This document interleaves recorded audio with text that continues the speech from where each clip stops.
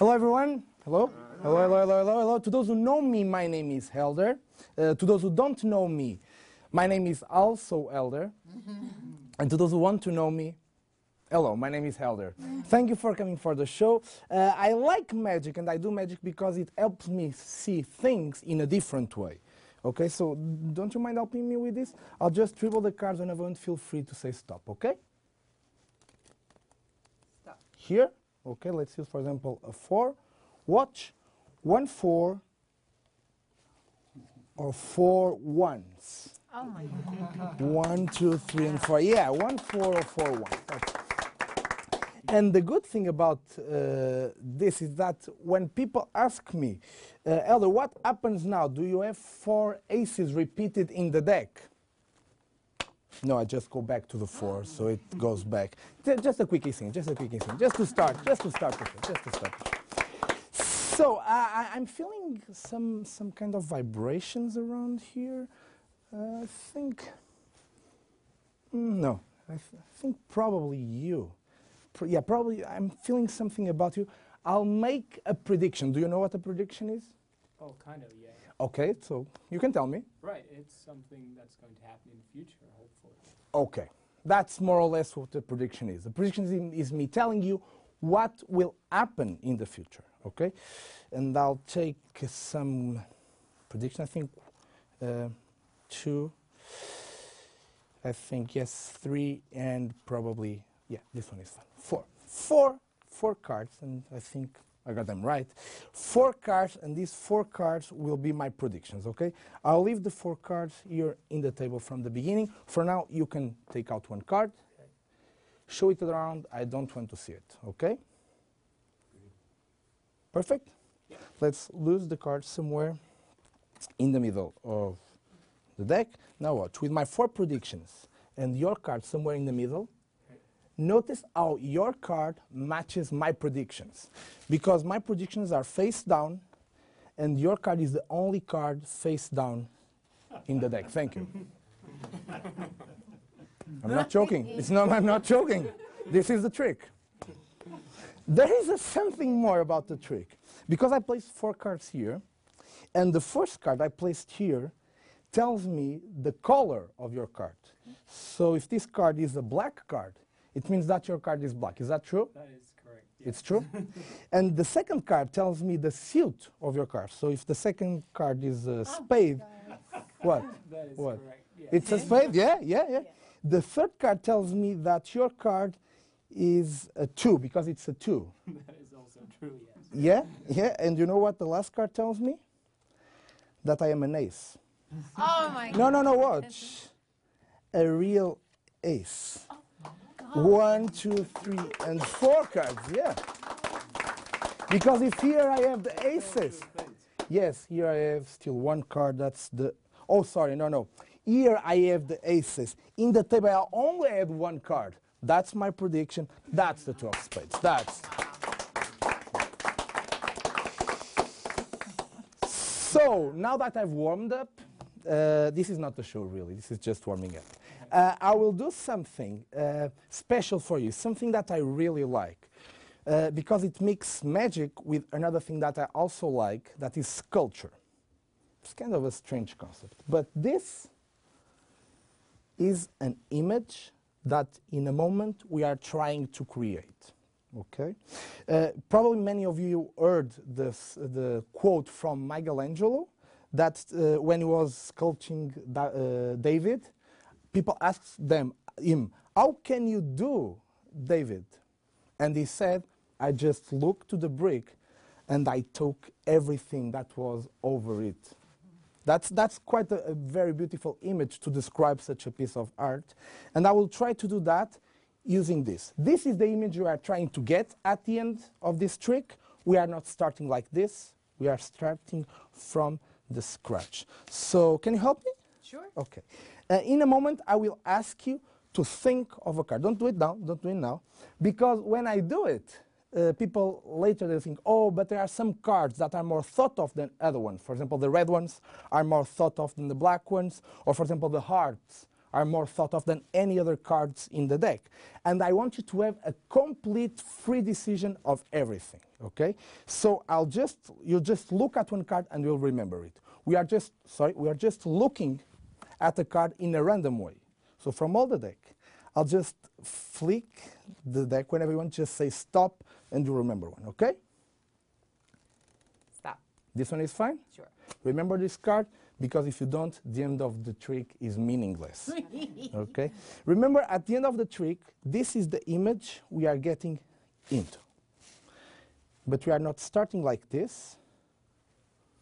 We are starting like this. Ooh.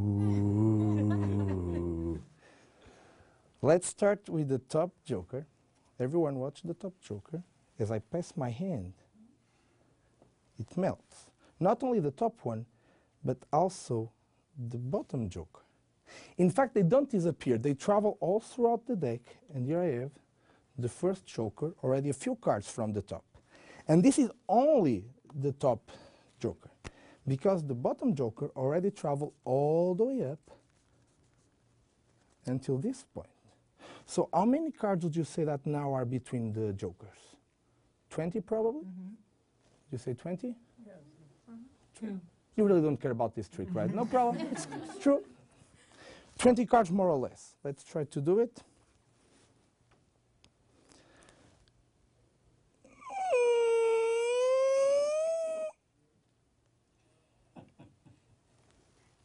And if this works, it means that now the top joker is a little bit more down and the bottom joker is a little bit more up, trapping less cards. Can you feel less cards? Yes, in fact, we can count how many cards we have. 1, 2, 3, 4, 5, 6, 7, 8 cards between the jokers. Don't take your eyes.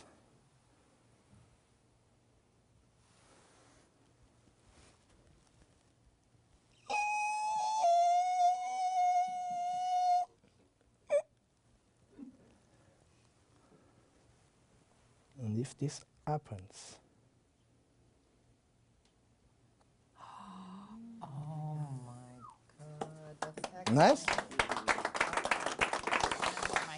But it won't be funny if this card was not the card that you are thinking of. Please check the deck I already know. and see. You know that your card is going to be there? I know it's going to be in there. Oh, cool. Anyway, don't have to show it. Thank you. No, because it's really, in fact, watch. I'm risking myself. I'm risking myself. You are thinking of a card. What is the card that you are thinking of? 3 of clubs. 3 of clubs. I told before that we are trying to create an image. This is the frame, and this is the image. Oh my God. In fact, I will give you this to like a souvenir so that you can remember the rest. Okay? Wow. Cool? I will not pick up that. No, I don't care. Let's start over. And this is something I will do for the last time in my life. Okay? So, because it's being recorded, because everything, I want to feel comfortable about it. Okay? And I will do something that normally I do at the beginning of the show, but because it was like a mess, I hadn't time. I need some Lucky Charm cards for feeling safe. So if you don't mind, I have my wallet here. In fact, you can check the wallet. See that there is empty, there is very few money inside. Can I take the money that's inside? No, don't, please. No, please. See that in the zipper compartment. Yeah. It's empty? No, yeah, it's empty. Yeah, okay. So let's use the zipper. No, don't worry. Let's use the zipper compartment. And I'll place here some Lucky Charm cards for later, okay? I'll place them here, and probably we'll need them later. I don't know.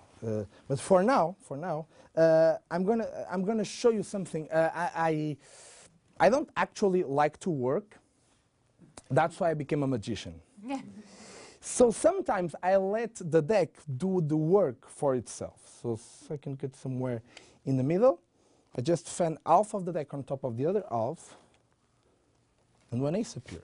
You know, I don't have to do nothing. I just have to wave, and then other ace appears. So now we have two red aces. Let's try to find the black ones. Oh, sorry, the black kings. So probably it's better if we have the red kings. Okay, so yeah, they match. It's just a thing, they match. I'll grab half of the deck. I'll shuffle. Let's do even better. Let's turn half of the deck face up, and let's shuffle one half with the other. And you see the chaos that is being created. You can see it's really. If I want to straight up the deck at this point, I have to take all the face down cards like this, turn them around, put them back in the deck. But as you can see, the deck is a complete mess. All the cards face up, face down. But I don't like to work. So I don't have to go all over that process. I just have to wait. That's it. All the cards are face up. All the cards, except for 4 cards. And those are the 4 aces, okay? Okay. Let's use the kings, let's use the aces for this. And do you mind helping me for a moment? I would like you to sign the 4 aces and the 4 kings in their faces, okay? Can you do that little work for me? It's not that much work, it's just a little work. Can you sign, yes, sign it? Yes, perfect, and then go for the next one. And for the next one, and again. One thing I want you to be very clearly, and the kings too, you can do that with the kings also. Probably the kings is best if we work with the borders that everyone can read. Tell me one thing, did you ever sign any other cards before? No. In your life? No. You know why? Because it's a very stupid thing to do. Yeah. Yeah, one more, that's it. And that's perfect. It's a very stupid thing to do, but now we know that you are only using 8 cards, okay? That's also a very important thing. So you'll use the kings for this. We'll use the aces, and I will teach some of the secrets of magic right now. One of the things that magicians use is this. You can check it. Yeah? Oh, it's perfect.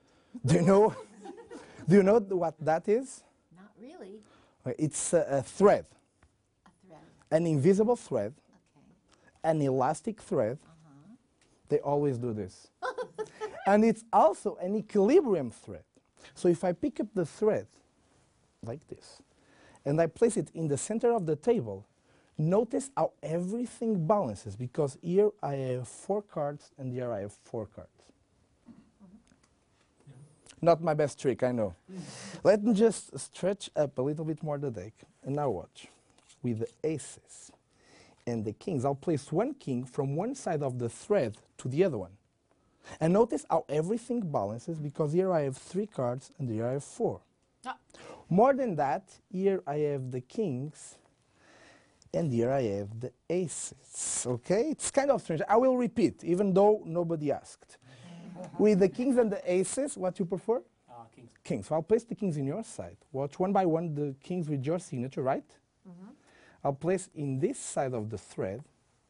And using the aces in this side, I'm trying to get for your sign kings. Okay? Of course, if I have the aces and I swap cards visibly like this, it's not funny. The funny part is using the thread. Watch.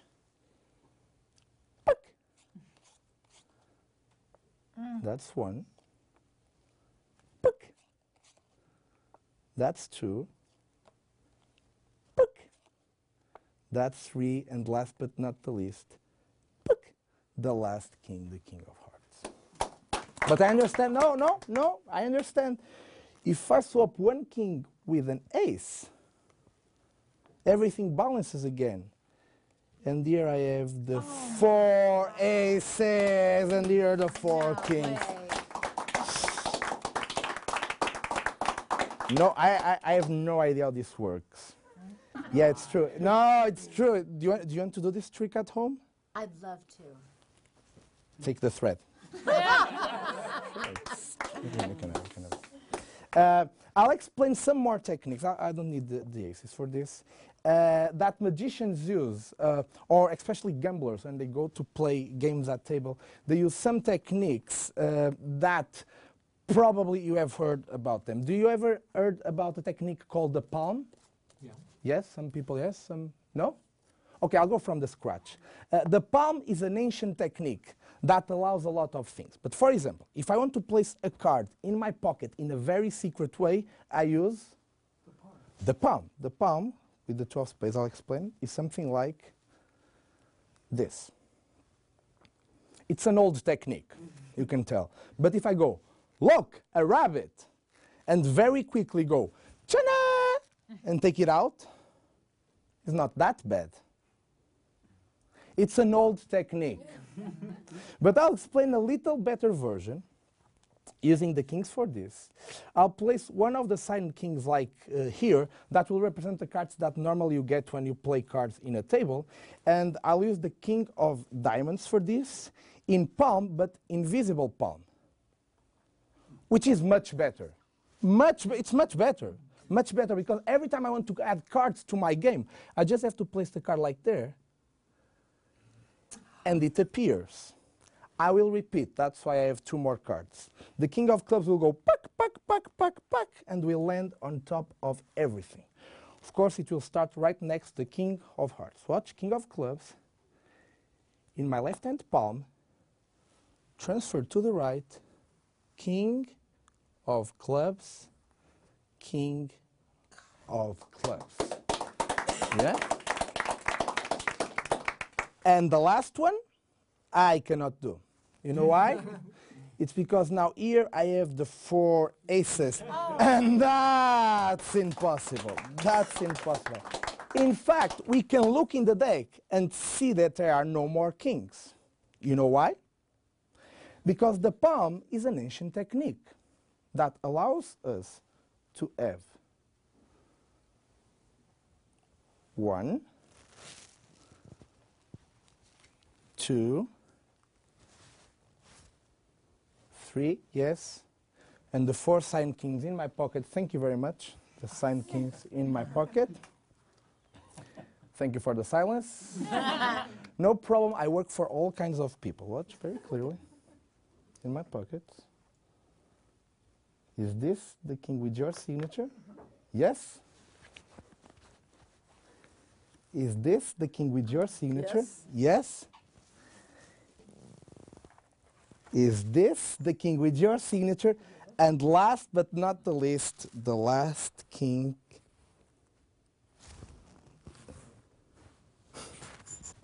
In the wallet. No, that would be good. No, that would be good. It's not that good. No, no, no, watch. In the table, the 4 aces, I turn them around, I transform into 1 card. That's the last king. That's the last king. But if here I have the kings, if in the deck there are no more aces, now one question is bumping in your heads like a giant mosquito.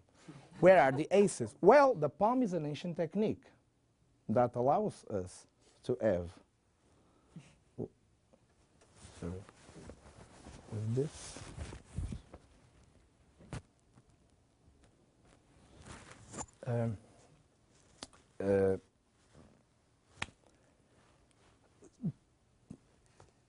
Some tricks are really good, and some other tricks are not that good. And it's because of the tricks that are not that good that I need my Lucky Charm cards. Do you remember in the beginning? I placed in my wallet 4 cards. You checked my wallet? It was empty. It was. In the wallet, you can see that the 4 cards I placed from the beginning, I have here 1, 2, 3, and 4 cards. Magic is about creating impossible mysteries. And this is the one I want to share with you now. With 1, 2, 3, and the 4 signed aces. Thank you very much. I have no clue. No clue. Thank you very much for your time and for being here. Thank you very much. That is amazing. And you can have the kings and the aces as a souvenir and everything. Enjoy the castle this night. Thank you very much for coming for shooting. Thank you.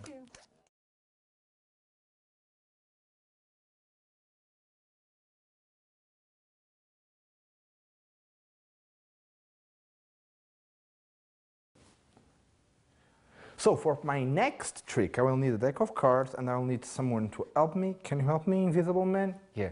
I will dribble the cards whenever I want. Feel free to say stop, okay? Okay, let's use, for example, the 4. Watch 1, 4 or 4 ones. 1, 2, 3 and 4 aces. So that now I can go into my next routine. If I want, I can stop here or I'll stop here. So for this trick, we need a little setup. The aces and the 4 are taken out of the deck, and the setup is black, black, red ace, and the top red ace is face down on top of the other 3. Everything goes on top of the deck, and the 4 goes in the bottom of the deck. Okay, so this is the setup. And I start the trick by asking someone in my left to help me. And I go, and as I'm talking to them, what I'm using is my left thumb to press the top card so that I can get easily a little finger break below the top 4 cards, again because of the bridge of the cards, okay? I grab that break in my right hand with the thumb as I pick the card in middle grip. And as I'm talking to this person, I say, I'll dribble the cards whenever you want, feel free to say stop. When I do this explanation thing, actually I'm stopping at the 4 top cards, okay? So now, when I gather the deck, in fact, what I'm doing under is palming the 3 face-up aces in my right hand and keeping the top ace in the deck, okay? So, in real time, this would be something like this. Okay, and here I have the 3 palmed aces. Just going in detail with the palm, I'll take the deck to be clear. So these cards are in the right hand. My left hand, even holding the deck, this is what is happening. They push the 3 face-up aces like this. So they are a little angled, you can see from here and from here, so that this corner is in view and this corner is in view. So with my with my right little finger here and with the base of my thumb here, I'm grabbing those aces and I'm palming them in my right hand, okay? So something like this, okay? And then I grab all the deck. So now I'm in this situation, and with the aces palmed in my right hand, I'm dribbling the card. So you can see from the exposed view, the ace is still there as I dribble the card. Something that you have to practice a little bit, but after a while it's quite comfortable. But this is not in view because I'm using someone in my left, so like this, it's covered this part. So I dribble the cards whenever they say stop, and apparently I'm dealing the top card of the left hand portion. In fact, I'm dealing the bottom card, the 4. So in slow action, it's this as I turn my hand to deal the 4 in the table. So it's this, okay? But now I'm in perfect situation because I have the aces palmed in my right hand. I'm holding the top part of the deck. The left hand is here. So all I have to do, it will look like real magic. So I gather the deck. I pick up the 4. And I pick the 4 like this so that you can feel it's only one card. I let the deck stay in the table. And with my the aces palm, with the cards palm in my right hand, I will do this. Okay? So the idea is that these cards go on top of the 4, but at the same time they are approaching the 4. The left thumb goes under the 4 and flips it over. Okay? But these cards are dropped right before the 4 is flipped. Okay? And the excuse to approach my right hand is to spread the cards like this. So I'm trying to do it in exposed view so that you can see this is what is happening. So in real time it's something like this. So I've shown just one card. Now I have 4. I split 2 and 2, and I place the top 2 cards between the 2 cards that are now in my left hand. I turn everything over, and I'm in position to do an Emslie count. And I Emslie count showing, 4 aces. Okay? So now, if I stay with the cards in my hand, probably you can think that I'm hiding the 4. So I want to get a little bit loose with the cards, but I cannot show all the faces. So this is the idea I came up with, is after the Emslie count, I take the thumb below the cards and I turn everything over and I spread, and at the same time my right hand is approaching, I pick up the top card, I drop it in the top of the deck as I'm turning these cards over. So there is a lot of misdirection going on. I'm showing the aces, I'm turning the cards, I'm picking this card, I'm placing it down, I'm showing the card in my left hand, and I'm saying 1. Okay? And now I keep going in the same rhythm. 2, 3, and the last one, instead of going like 4, because it isn't that pretty, and you could see that you did not see the card, I just turn it over like this, and I go 4. So it seems that you have seen all the aces throughout the process.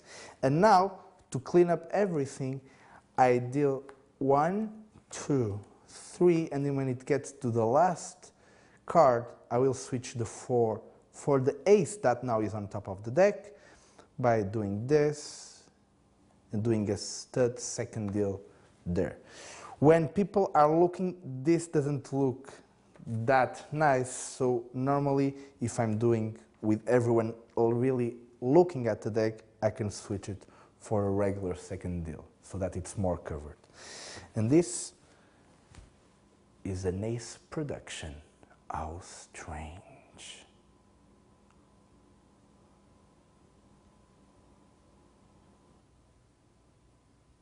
This is one of my favorite opening routines. And the way I've developed it or structured it was by thinking about the moment I wanted to create. So the moment is when I have the 4 in my hand and they turn into 4 cards, I turn them back and they are the 4 aces. So that was the moment I was trying to create. Then and only after then, I tried to realize what I have to do to get to that situation before and what I have to do after that moment. So I realized I have to be palming the 3 face-up aces in my right hand when I was dribbling the cards. At the moment I couldn't do it, it was kind of hard, but after a few months of practicing it, I could get it down to that moment when what I think that makes the trick really magical is the moment where I get the 4 into the table and then there are no more extra actions. I just put the deck together, pick up the 4 and split it into 4 aces. And after the trick is over, because when I show the 4 aces they think it's over and people start clapping, as I deal the cards to the table and I do the second deal, that is already done in the offbeat moment. That's when you clean up all the trick and you can keep up the aces for the next routine.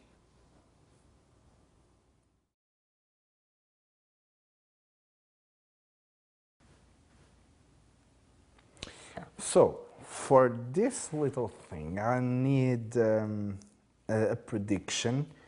I think. I think it's okay. 4 cards. I think these 4 cards will tell me something about your card.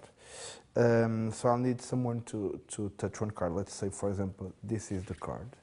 And I will not see the card. The card will only be seen by you guys. And let's lose the card somewhere in the middle of the deck. Okay, so I have my predictions here, and I have your card somewhere in the middle of the deck, as you can see. And this is the funny part. It's because my predictions match your card, because my predictions are face down, and yours is the only face down card in the deck. Thank you very much.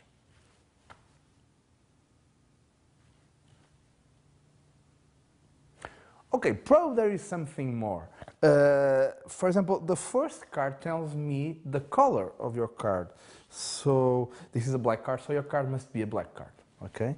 The second card tells me the suit of your card. So this is a spade, so your card probably is a spade. And the third card tells me the value of your card. So it's the king, so it must be a king. And the last card, you know what it tells me? That I am an ace. Yeah, that's right. An ace. 1, 2, 3, and 4 aces. Of course, if here I have the aces, it means that there, probably I have only one card that is... Oh, sorry. Here I have the aces, because this is my prediction, only one card, and it's, of course, your king of spades.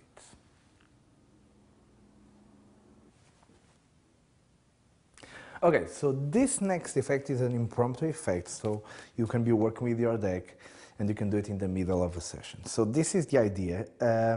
I look at the spectator that was going to help me, and I'm kind of getting some vibration so I can get a prediction made. And in fact, when I'm taking cards here, I'm just taking the 4 aces from the deck without letting them seeing the cards. Okay, so the cards are in this position, and I need to get the aces in red, black order, but they don't see that I have the aces. So I go like this, and I say, yes, I think I got the prediction.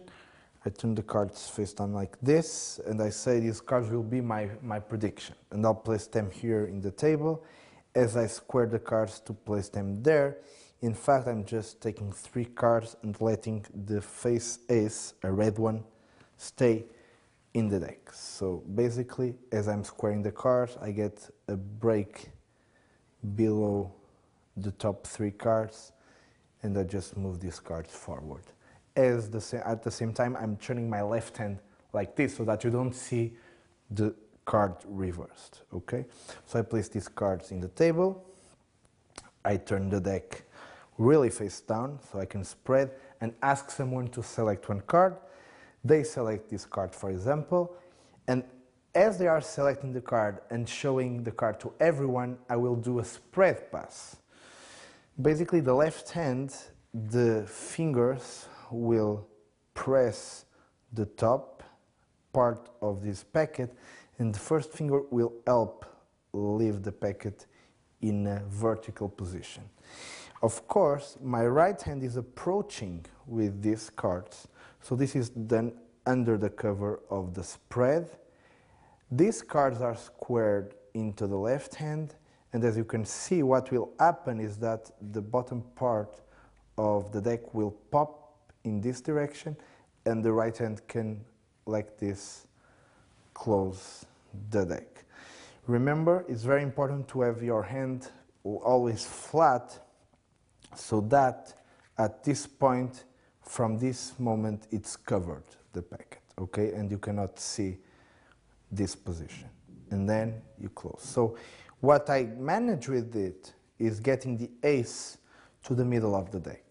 So in action, in an offbeat moment, they select a card, and this is all it takes, okay? Just a moment. So I turn the deck face up.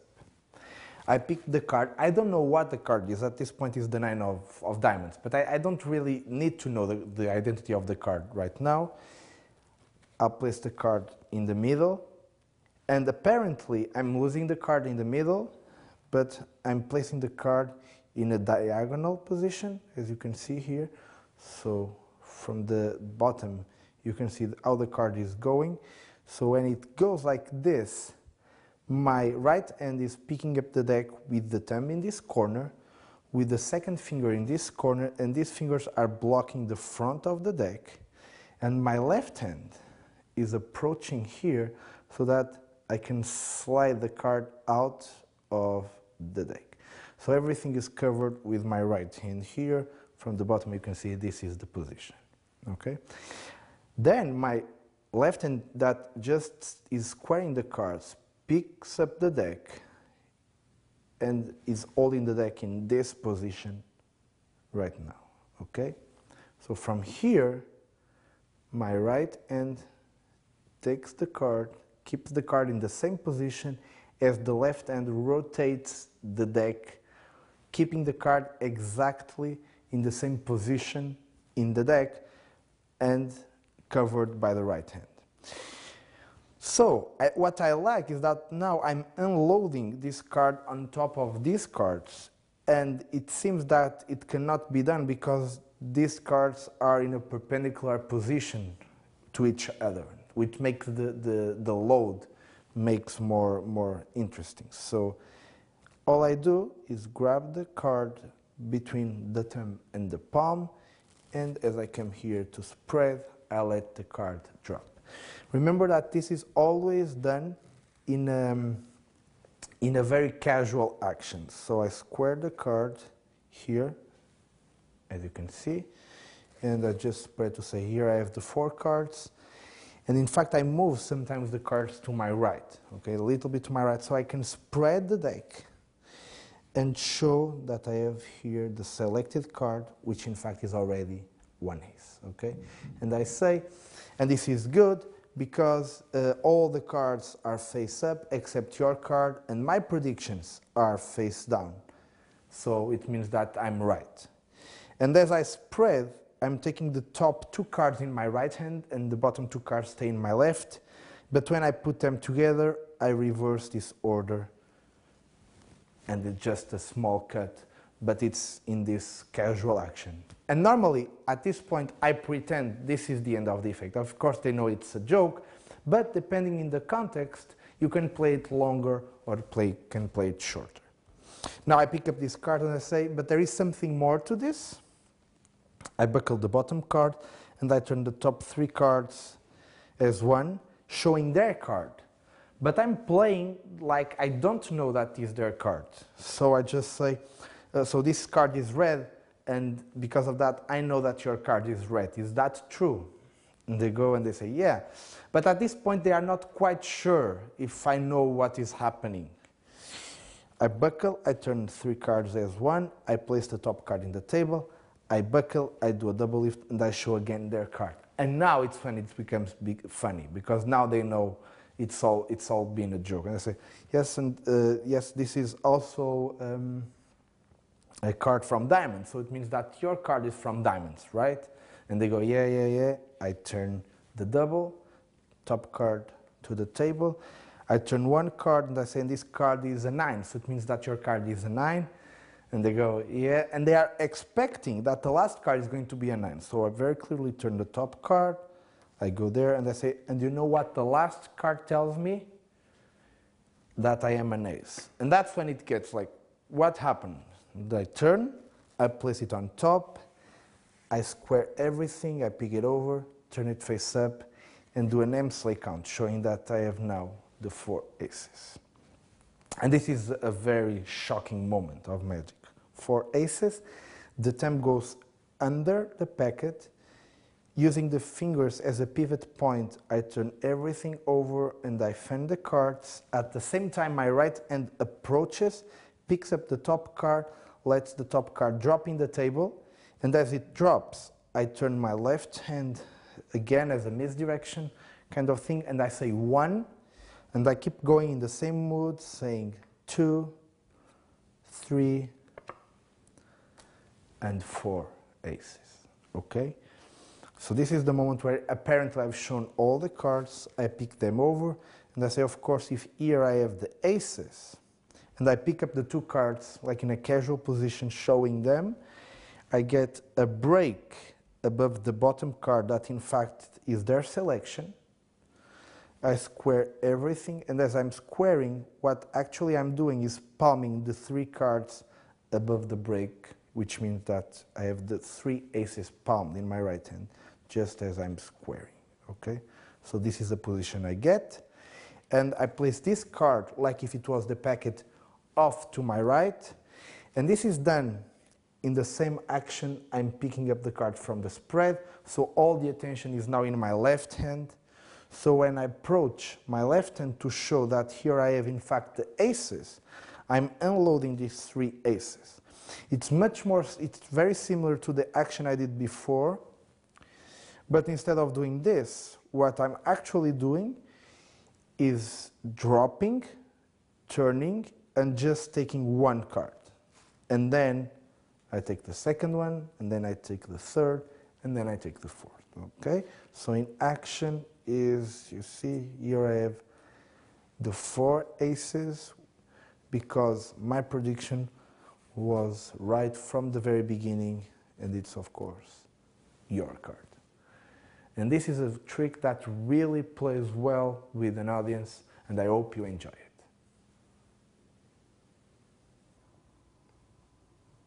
The routine where I have four cards as a prediction is a routine that actually, without an audience, doesn't have the same impact. I'll explain you. The structure of the trick, it's done in order to unload one card on top of the three face-down cards that are in the table. And when I do it, that is always in an offbeat moment for the audience, so that they cannot really think that I'm adding anything, okay? Then I have all the jokes about the card, selected card being the only face-down card in the deck, the four predictions being face-down, that matches. And then when I start showing the cards in my hand, they slowly understand that all the cards are their selections. The first card I turn, normally I don't get a good reaction. It's like a strange feeling of, okay, that's my card, but I'll not tell him because he doesn't know. When I turn the second card, that's when they get the joke. Then when I turn the third card, they think that all the cards are their own cards. So when I turn the fourth card and they see an ace, they go back to the beginning, to the starting point, and they question what are the other cards. And now I turn everything and I show the four aces. So at this point when I show the four aces, they immediately go back to the card that is face down in the spread, and they are almost convinced that that will be their card, and that gives me the perfect excuse to palm the cards in my hand, to grab that card, to transform.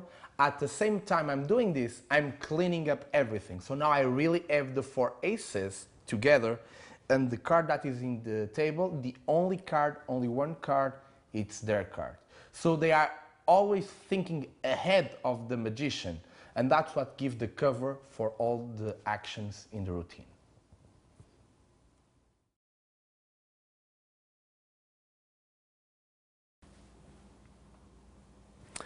So, in this trick, we are trying to create this image.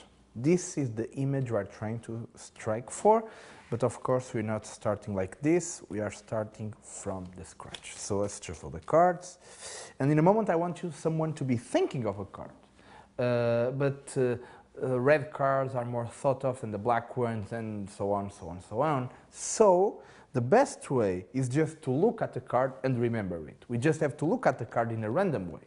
So from all the deck, I'll just flick my finger over here and we'll remember one card, okay? So please just say stop, okay?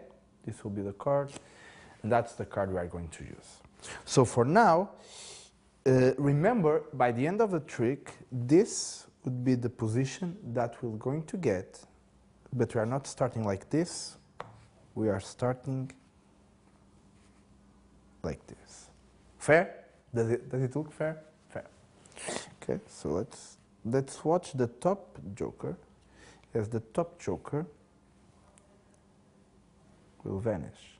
Not only the top one, but also the bottom joker. So if we look somewhere in the middle of the deck, in fact, we can get the first joker somewhere below the top portion, about 10 cards from the top. And this is only the top joker, because the bottom joker already traveled all the way up until this point, okay? So now we have the two jokers trapping, I'll just say how many cards? 20 cards, probably 20 cards, okay, so 20 cards.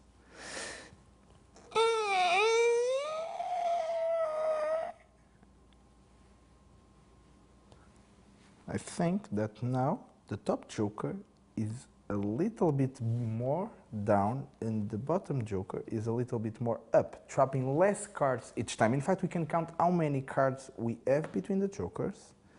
1, 2, 3, 4, 5, 6, 7, 8, 9 cards between the jokers. Don't take your eyes.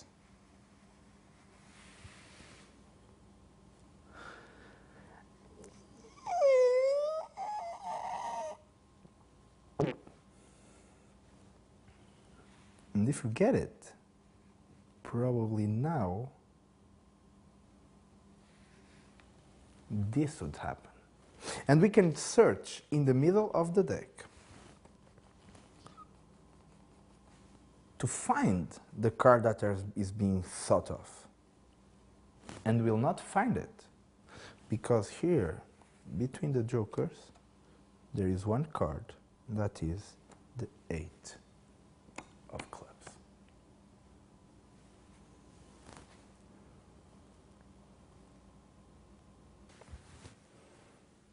So this is my version of progressive sandwich, where the jokers are slowly getting the selected card. I have a few ideas about this. First of all is the way how to get into the trick. Normally I have these cards aside and I take them out to show the image we are going to create. That way I can be working with the deck all time along and add these cards in the moment. I just have to be aware of taking out the 5 of spades from the deck. And why do I need to take out the 5 of spades from the deck?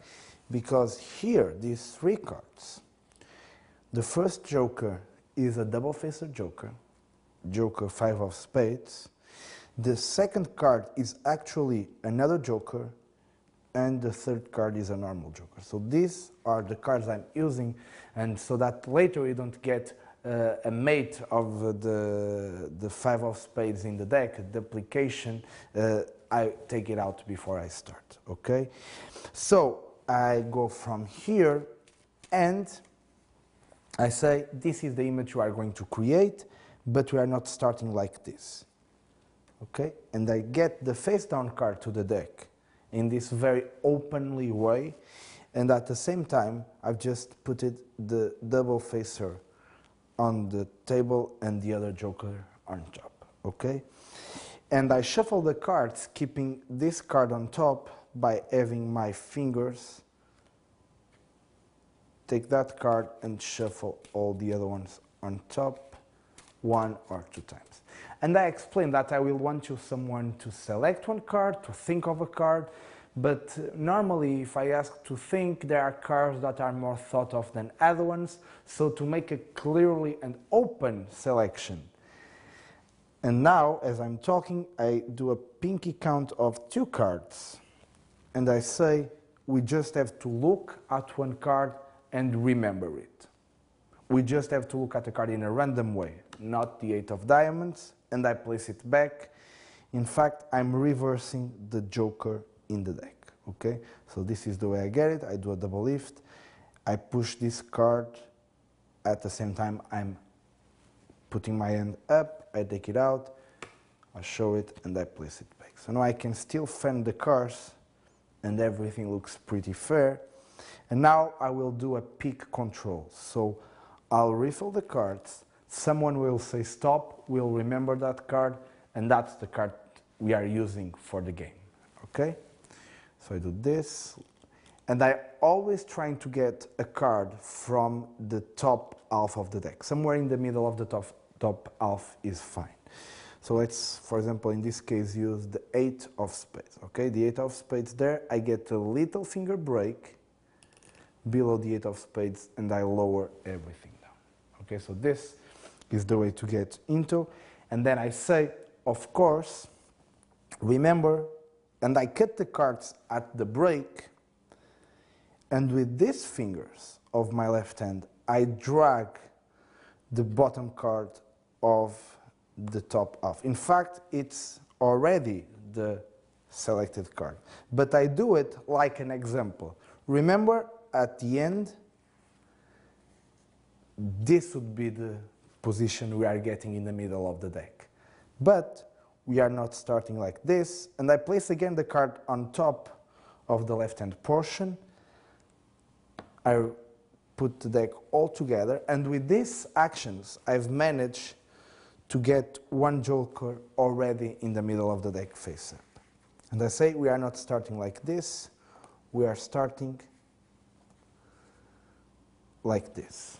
Fair? Does it look fair? And I square, okay? Now I'm making the top joker disappear and then the bottom joker disappear. To make the top joker disappear, I pinky count the joker and one extra card. I pick it up in Beetle Grip as I say, watch the joker, and as I put it back, I'm again palming, let's put it like this, I'm palming again the card like this, here and here. And I get one card face down in my right hand.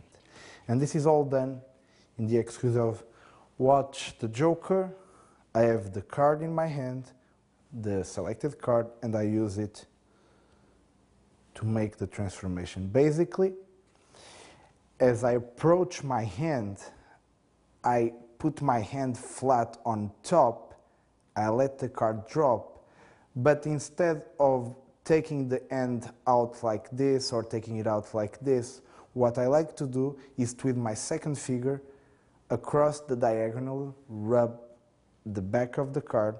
So for me, it looks quite magical the way that the card vanishes, okay?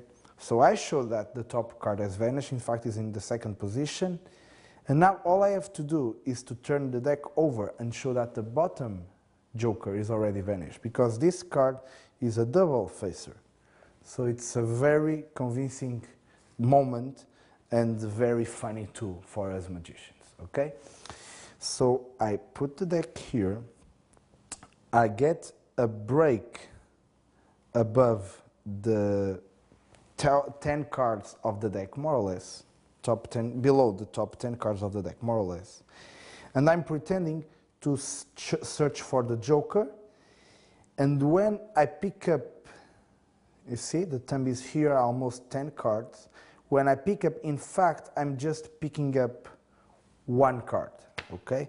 Kind of a bluff shift moment. Like here, I pick one, I drop the joker, and because I'm keeping the little finger break, now when both ends cross, I will pick everything that is above the little finger break and move it forward. Of course, I'm doing this in the same way I'm turning to show how many cards are above the joker, which is also a lie I'm telling, but in action, what you see is this, okay? This is the moment you get from the joker being, you see, more or less 10 cards from the top. Now I grab the joker and I really place it there, 10 cards below. And I say, and this is only the top joker, because the bottom joker, and I raise my hand, I grab the cards in Beetle Grip, and I start running the cards with my fingers until I get to the face down card, and I bring it down. Remember that here I still have one joker that has to be covered by the other cards, okay? So I show the joker and I say it's already some cards from the bottom.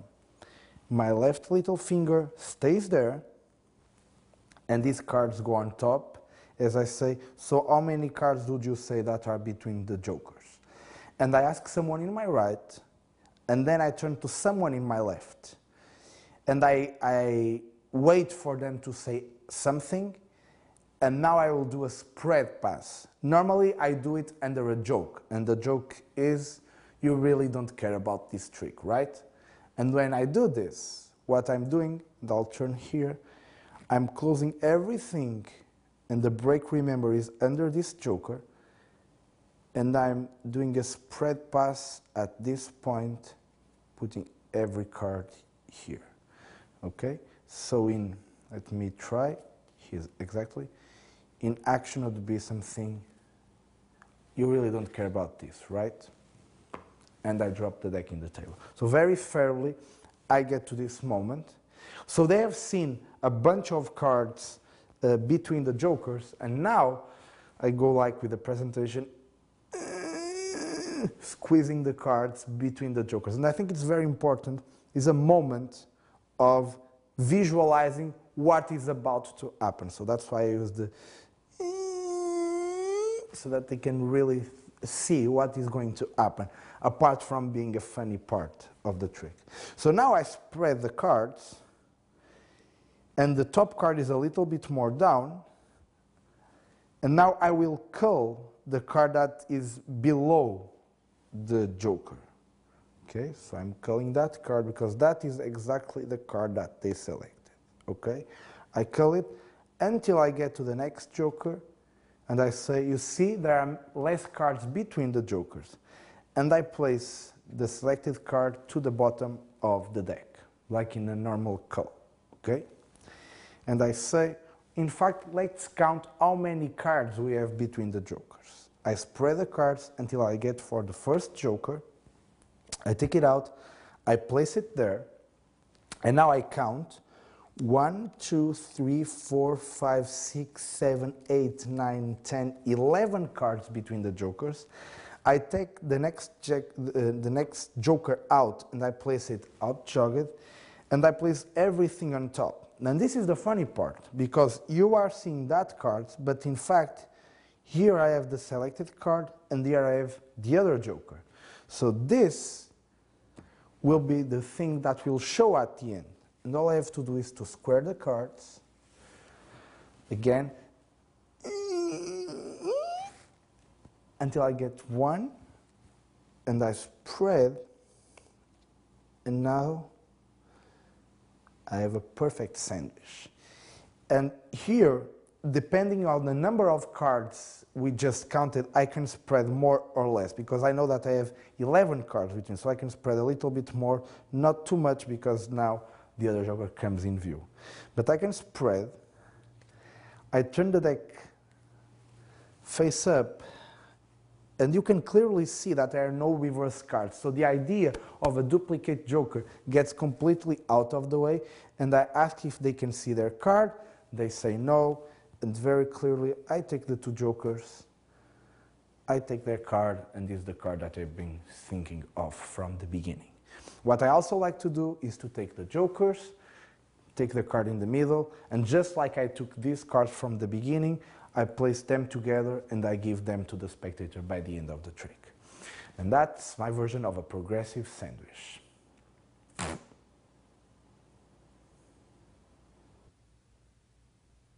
So, to my version of the progressive sandwich. This is a trick I developed to do in the middle of an act where the cards have been shuffled by the spectators. So I can have the jokers with the double-faced joker 5 of spades in my pocket and take them out and show the image we are going to try to create. And from then on, I can add the card to the deck and so on, as you have seen before in the explanation of the routine. One of the things is that at the end, to clean up the deck, I just have to search for the 5 of spades, palm it out of the deck as I'm going to grab the thing for the next effect or something like that. So the deck becomes, again, cleaned.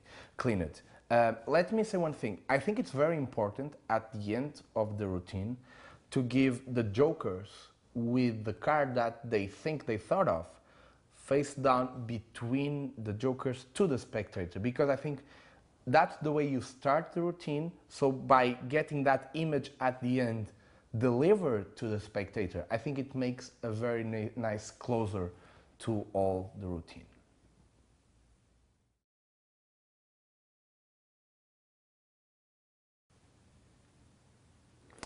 So many times I don't really like to work. That's why I became a magician. So I just let the deck do a work for itself, okay? So for example, if I cut somewhere in the middle and I fan the cards, one ace appears. Okay, I don't have to do nothing, I just have to wave the cards and another ace appears. So now we have the two red aces. Let's try to find the black ones, watch. Yeah, the black kings. The black kings. That's why probably I should have the red kings here. Yes, the four kings. And it's like this. I don't have to do anything. I just have to cut somewhere in the middle. I'll shuffle the cards even backwards so that it looks much more chaotic, all the situation. You see? All the cards like this. So it's really a chaos. Some cards are face up, face down. So if I want to straight up the deck, I have to go all over the cards, take them out, turn them around. It's like this. I don't really like to work, so I just have to wait a little bit. And I think that's enough. And now all the cards are face up, all the cards, except four cards in the middle. And these cards are effectively the four aces. I don't like to do anything. So for this trick, we need quite a setup. We need the four aces, the four kings, and also a setup in the deck, okay? So the deck is divided more or less in half. You can see that there are a little bit more cards in the bottom part and a little less on top, but it's almost in half. And the bottom part will stay face down and the top half will be face up. So this is the setup with the deck. We'll come to that in a moment. For the aces and the kings, the setup is very easy. The kings, we start with the aces. In fact, we start with the aces face down, the black aces. Then the red kings face up. Then the black kings, one is face up and the other one is face down. And the red aces, one is face up and the other one is face down. Everything like this on top of the deck. So this is the setup of everything. Normally I use this as an opening effect. So I take the cards out of the box and I can spread the cards face up so that I can see a little bit the cards. Then I turn the deck over and I start the effect, okay?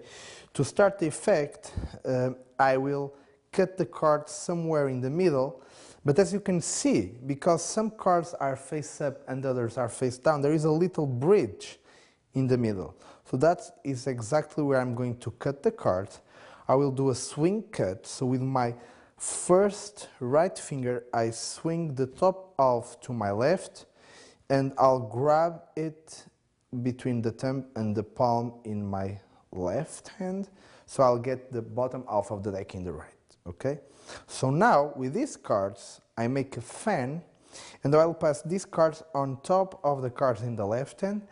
When I cover the deck, what is happening in my left hand is I'll grab the deck between the thumb and the first finger, and with my left little finger, I will pivot the top card around, okay? So in real time, what happens is, I see from below, this, and with my first and second finger, I grab that card and I take it out. So the first ace makes its appearance, okay? I let the top ace, the ace of hearts, drop in the table like this. And all I have to do to make the ace of diamonds appear is just drop this card on top of my left hand portion and it appears, okay? So this is the second ace. The right hand cards are closed and placed below the left hand cards. And I grab with my right hand the ace that is still in the table. And now I will pretend to turn these two aces face down and place them in the table, but in fact I'm getting a little finger break again because of the bridge of the cards below the top 5 cards. Okay, as you can see, and with my right hand I will grab everything below the ace of hearts and I turn all these 6 cards like if they were only the 2 aces, and I deal the top 2 cards in the table. They look like the red aces. In fact, they are the red kings. Okay. Now to make the black kings appear, with my left little finger, I again will grab the deck, thumb in one side, first finger in this side, and the left little finger will do Lennart Green top shot. That is the same movement I've done before, but in speed, which makes that the card jumps to my right hand, okay? So this is the appearance of the 2 black kings. Of course, if I have the black kings, probably I should have the red kings. And I show that now I have all the 4 kings. So this is the first part. And now I'll do the second one. The second part, it's a triumph where the aces appear, and we are quite in a very nice position to do a triumph because here I have the face down aces, some cards face up, and all the other cards face down. So what I do is, again, cutting the cards at the bridge, but I'll get one more card from the top of the bottom portion of the deck, as you can see, so that I can show this half front and back. I step this half forward so that with my free right hand I can grab the bottom half. Now with these cards I turn them face up. I can show if I want. And now I will actually shuffle these cards on the top portion of the left-hand cards. The only thing I have to be careful is to let this card, it means the bottom card of my left portion, be the bottom card of everything, okay? So I close, and this is a very, very fair image of the cards being shuffling, face up and face down. And I can even spread some cards so that you can see the cards are face up and face down. And these cards are, in fact, the 4 aces, okay? So I will get them out of the spread as I will tell in the pattern. I say if I want to straight up cards again, all I have to do is to take all the cards from the face down part, take them out, turn them around, put them back, but I don't like to work. And as I explain what I had to do, I just do with a few cards that are the ones I need, the 4 aces, because then all the deck is already face up, okay? The only thing I have to do right now is turn this card over and cut the aces to the middle. And to do that, I turn all the deck, and as I show that the cards are still some face up and some face down, I get a little finger break below the top card. I grab everything with my right hand and I keep the break. Now I cut the card somewhere in the middle. Now I turn the left cards over so that you can see that they are still mixed over, and I place this half on top of the right hand cards, okay? And I'll still, when I square the cards, I still keep the break. So again, now I cut the cards at the break, I turn again the bottom half around and I put it on top of everything. So with this display, you are still convinced that the cards are some face up, some face down, and all I have to do now is to spread the cards. You can see that all the cards are face up, except 4 face down cards in the middle together that are the 4 aces. And this is the explanation.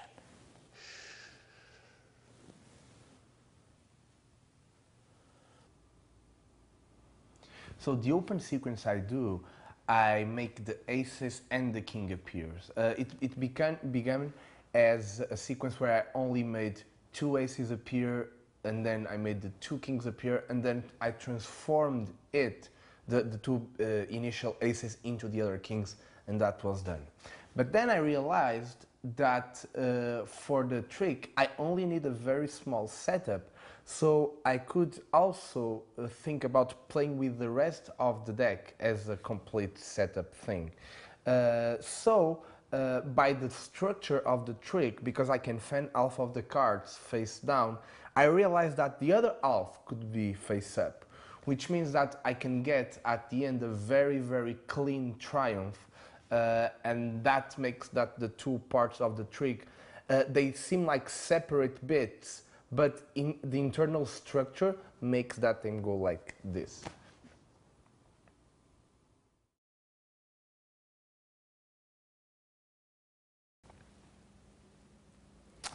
So, apart from being very beautiful, I can always do card tricks. So, let's use the 4 aces, the 4 kings, and something very special. I have it here.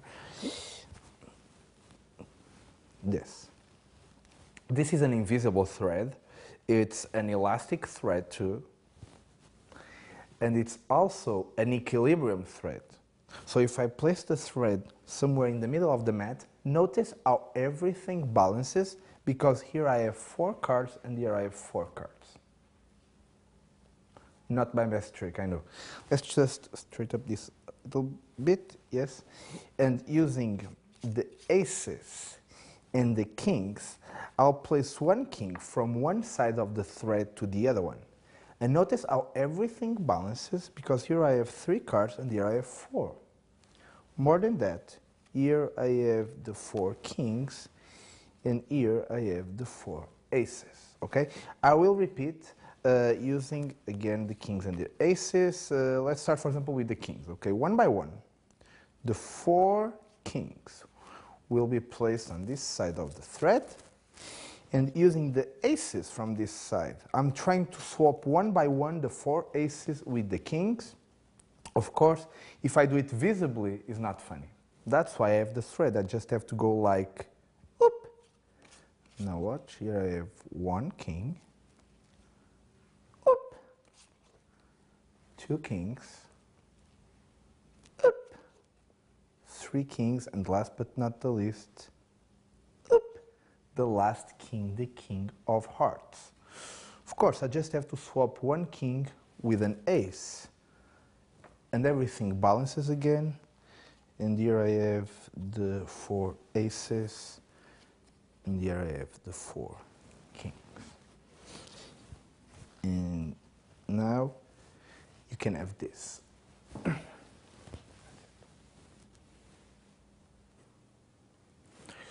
So, for this routine, I need the 4 kings, the 4 aces, and also an invisible thread.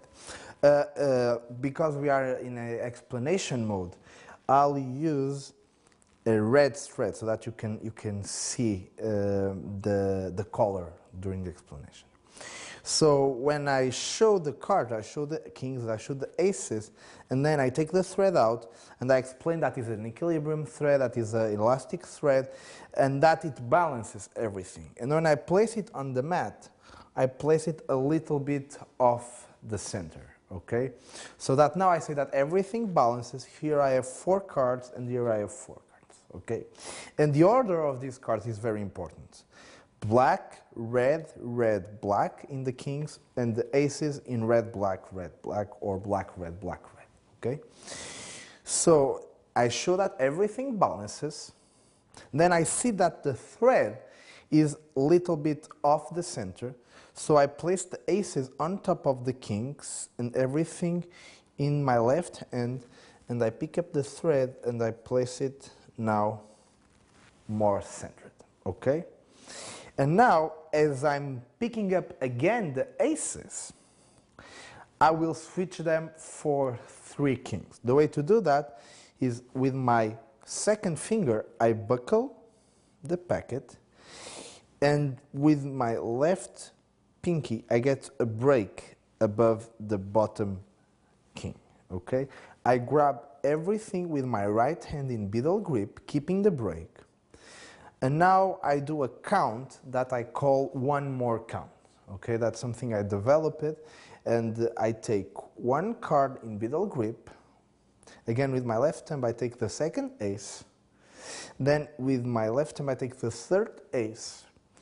Then I take the 4th ace, all very clear, so here I have the 4 aces. And now, as a kind of a rhythm thing, I place all my right hand cards on top of my left hand cards, and I transfer the break from my right thumb to my left pinky. I turn these cards face down.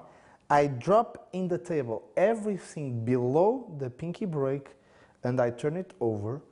And here I have the other black king, so it masks the switch. It's not as you do for real, but in rhythm. Now let me show you in rhythm. This is the illusion you get. The 4 aces, and you see the king, okay? So now here I have the 4 aces and 1 more king. I turn the cards face down. I do an Ascanio spread. So I grab everything in my right hand middle grip.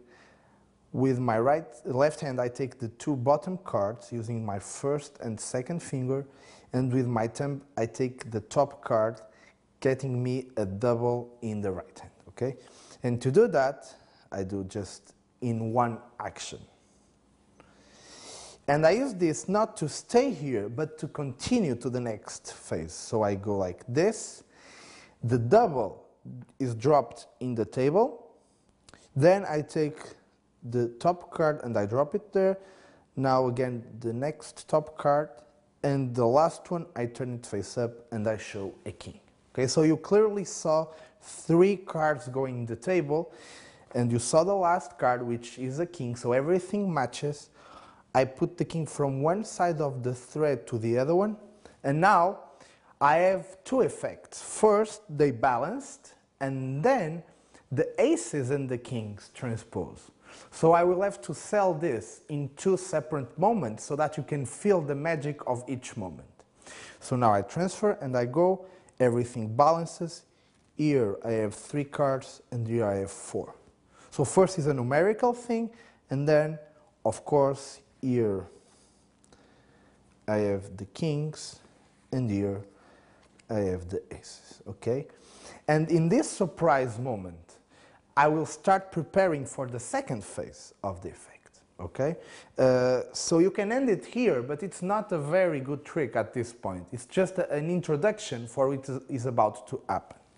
So I grab the aces, and as I rub the cards, that you can see that there are no extra cards, I join the 2 red aces in the face of the packet. As I square them in my left hand, I'll get a break below the top ace. Okay, so I've got the break between the red aces.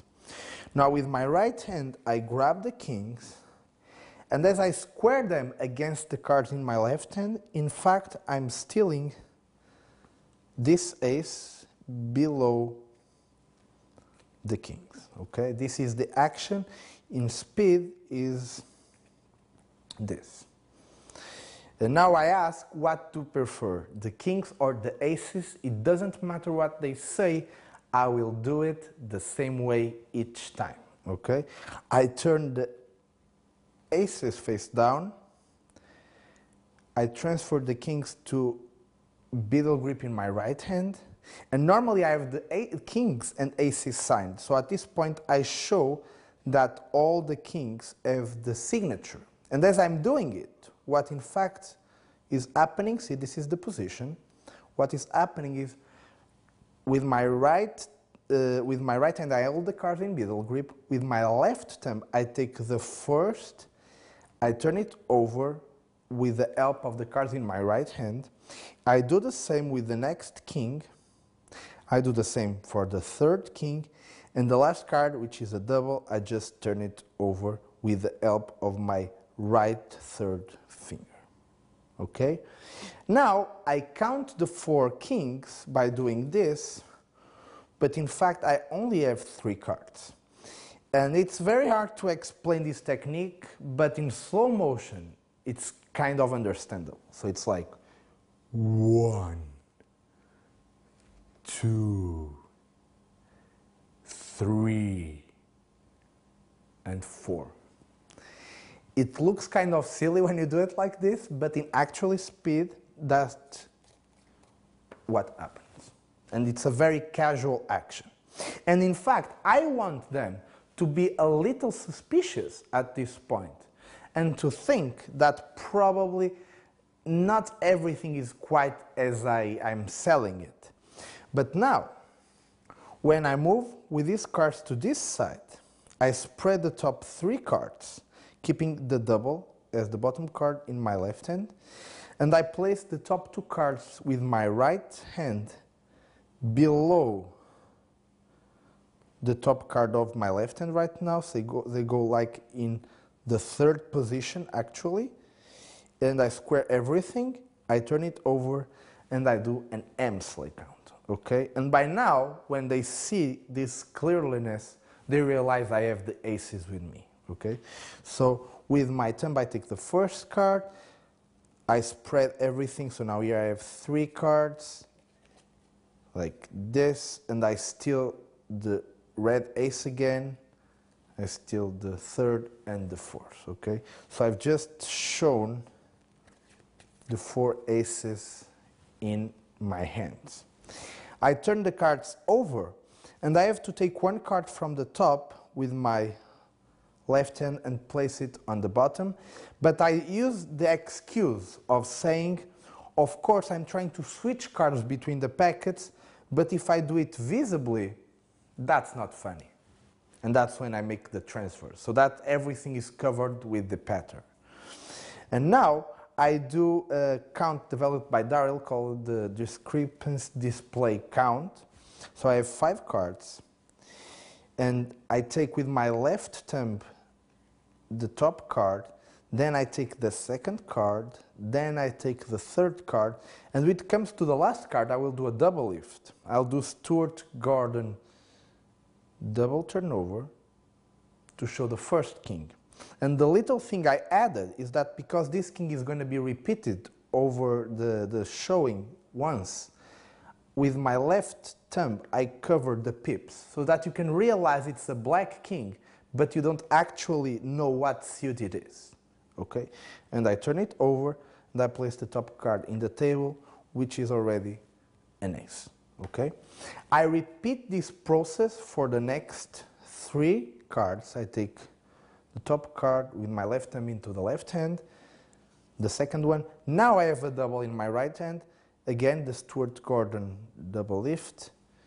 I put it here, and with my left thumb I cover the pip. So now you realize it's a red ace, but you didn't saw the pip.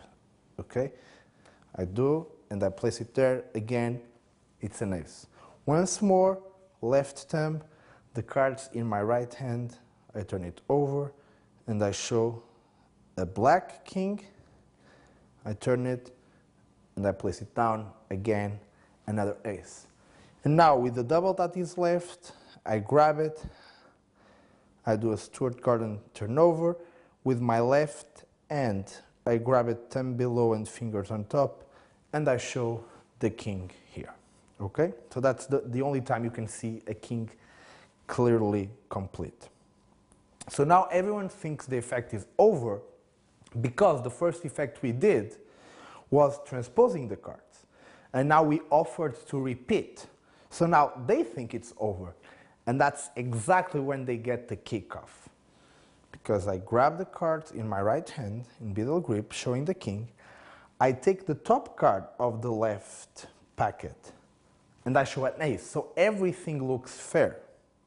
I put the double card there, and I take the ace and I place it there. So I've just cleaned everything, so the finale of the effect is really, really strong, as I just have to show that here I have the aces, and in the left part of the mat I have the kings. Okay?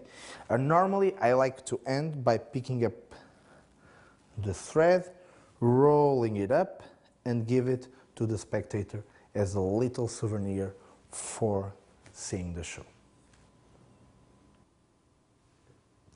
So the trick with the invisible thread, it's my version of Paul Harris' Reset, and what I want to accomplish with that version was to clean up the ending of the trick, because I've never felt comfortable with any version I've ever saw about Reset, because the ending part involves a palm or an unload in the other packet, which makes the end look a lot dirtier than the rest of the trick. So what I did was to add one phase before in order for you to understand two things: that the cards are going to transpose, and also that I can move one card from one side to the other one. So in the second phase, actually the part where I do the reset thing, you only think that the cards are going to transpose one time, so when you get the kickback, that's when you really receive the magic emphasis of everything. And I'm allowed to move cards from one side to the other one, because I introduced that in the first phase of the routine. So with that idea in mind, I could have a clean ending at the end of the trick.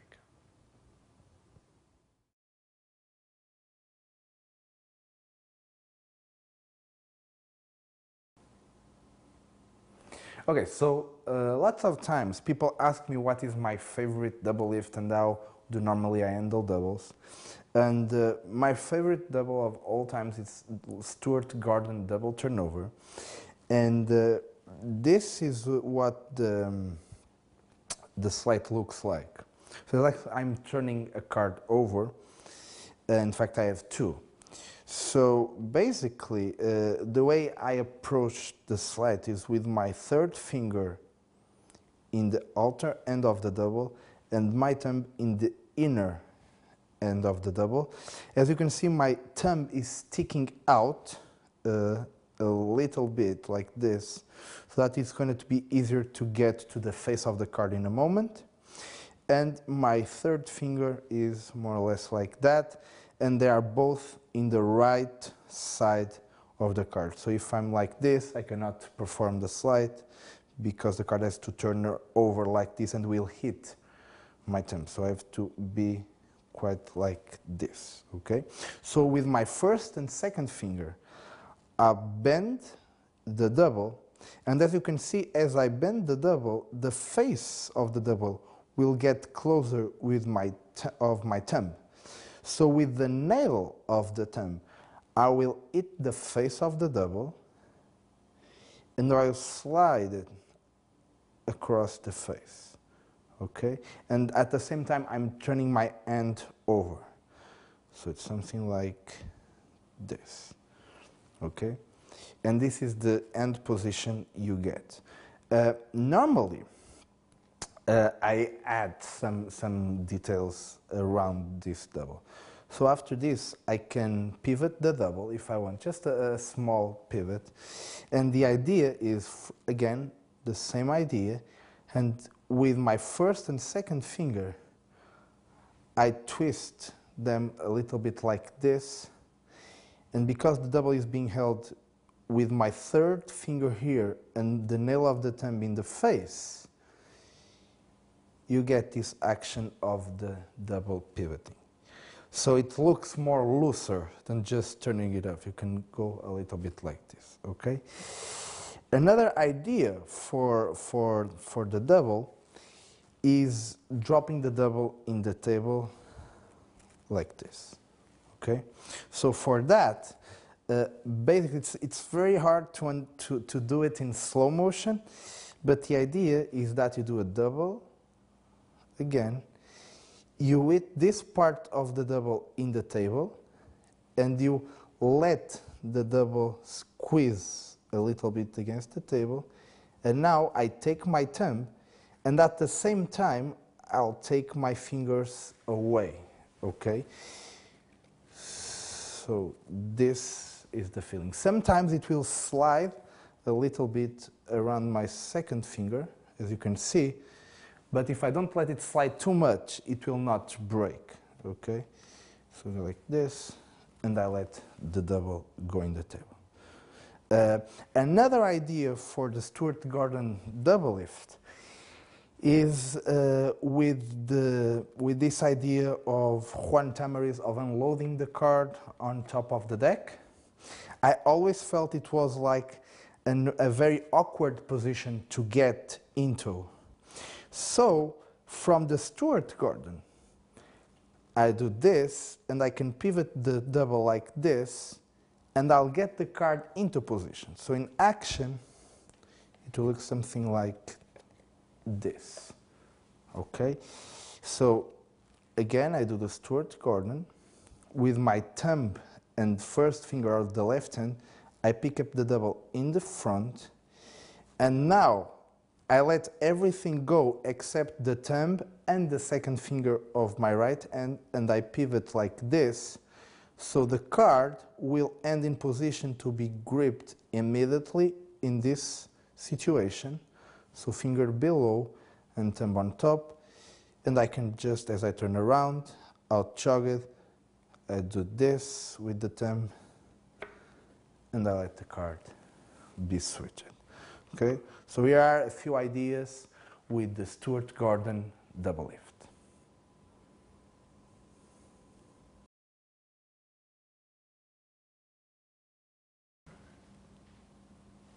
So for my next experiment, I will need the 4 kings for this, and I also need you to know what the palm is. Do you know what I'll go from the scratch. The palm is an ancient technique that allows us to do a lot of things. But for example, if I want to place a card in my pocket in a secret way, I use the palm. For example, the 2 of clubs in my pocket in a secret way, this is the technique.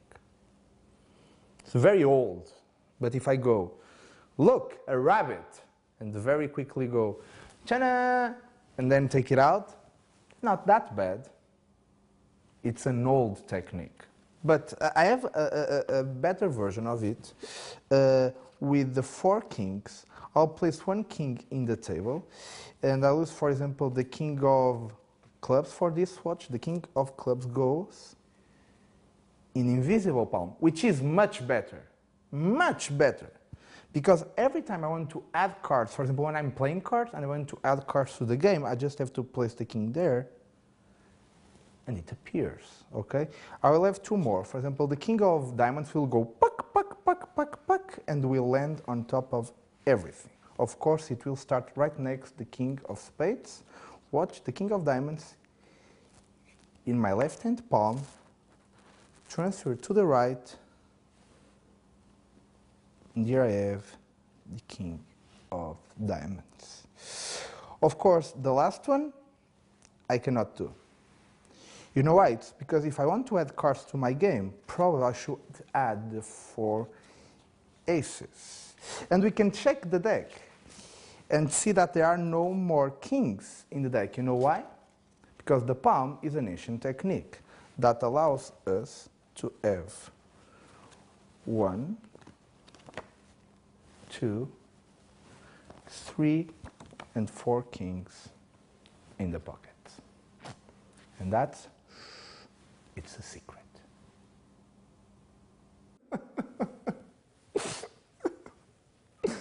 Okay.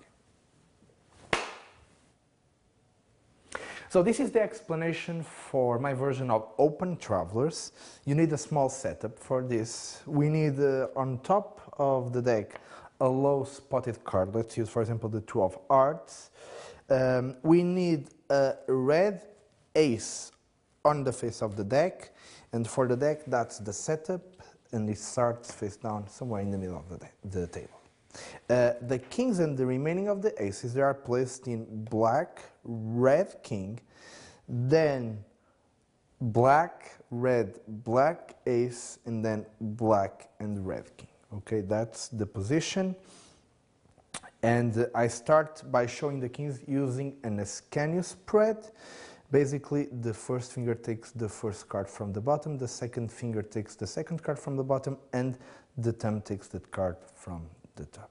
Okay, and because I don't like this position, I always change to this one, which is basically from the Ascanio spread, grabbing with the first finger on top and moving it forward and separating the ends. Okay, so the top card can cover a little bit the thickness of these four cards. Okay, and I show this, I square the cards, I turn them over, and I do the same face down.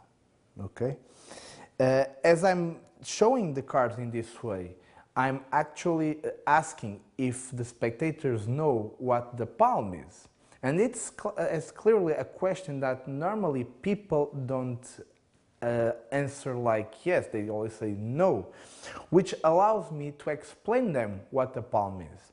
And it's during that sequence that we are unloading two of the kings. So the kings are shown face up, and then they are shown face down. As I square the cards here, I get a break above the bottom two cards, and I transfer that break to my right hand in beetle position. So as I take the deck to my left hand, I'm unloading, and I will show you in the side, I'm unloading the cards on top of the deck to place the packet in the same position where the deck was.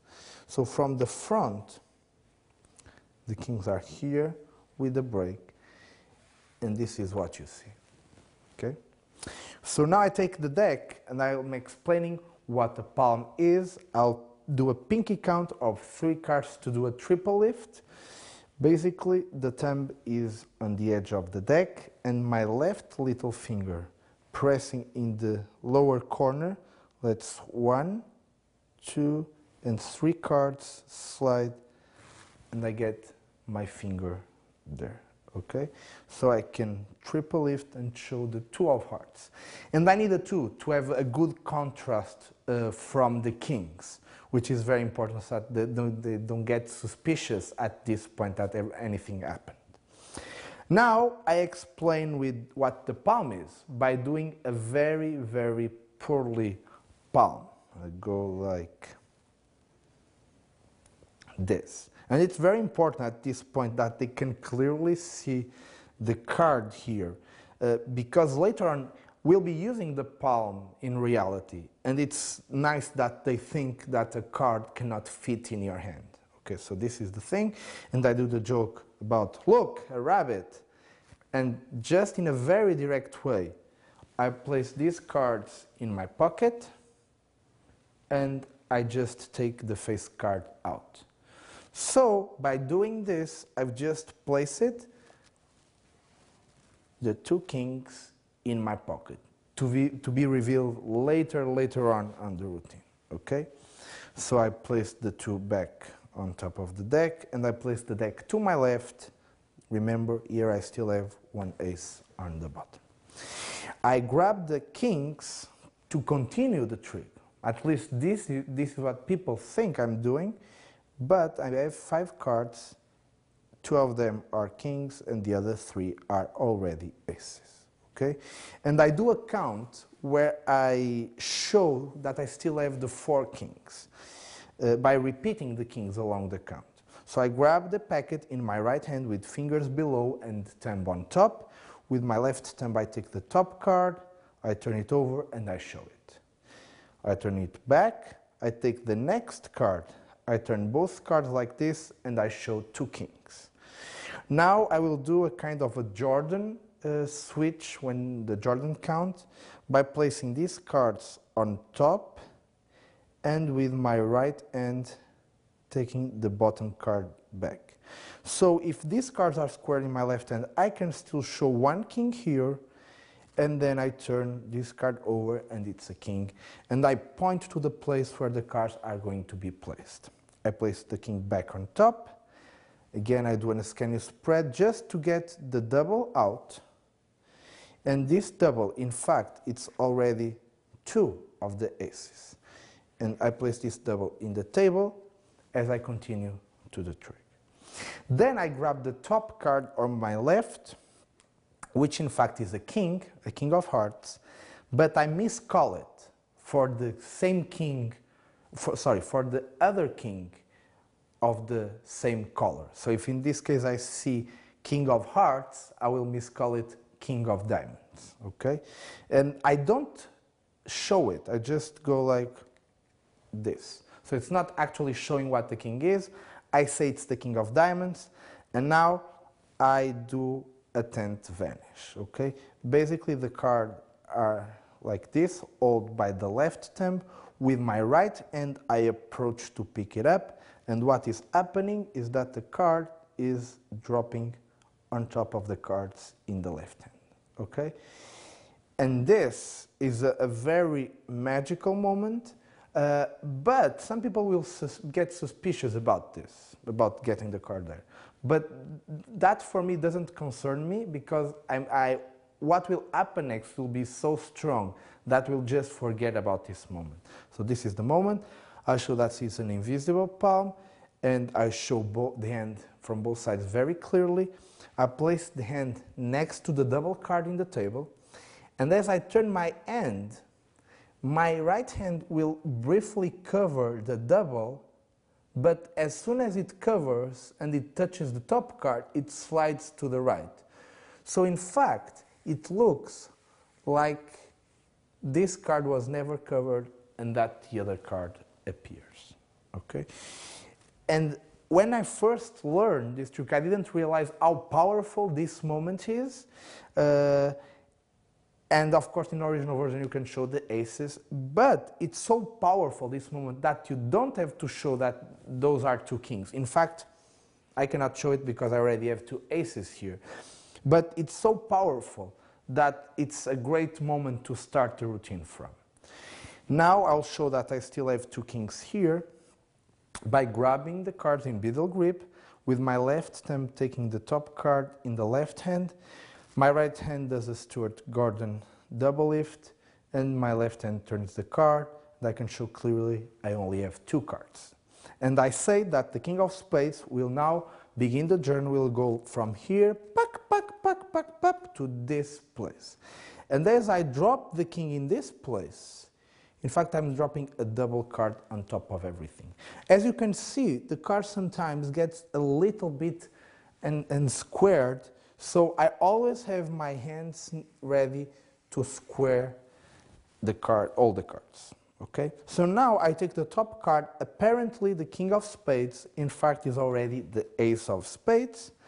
I grab the king of hearts, I turn it face down, I place this card on top, and they can clearly see there are 2 cards.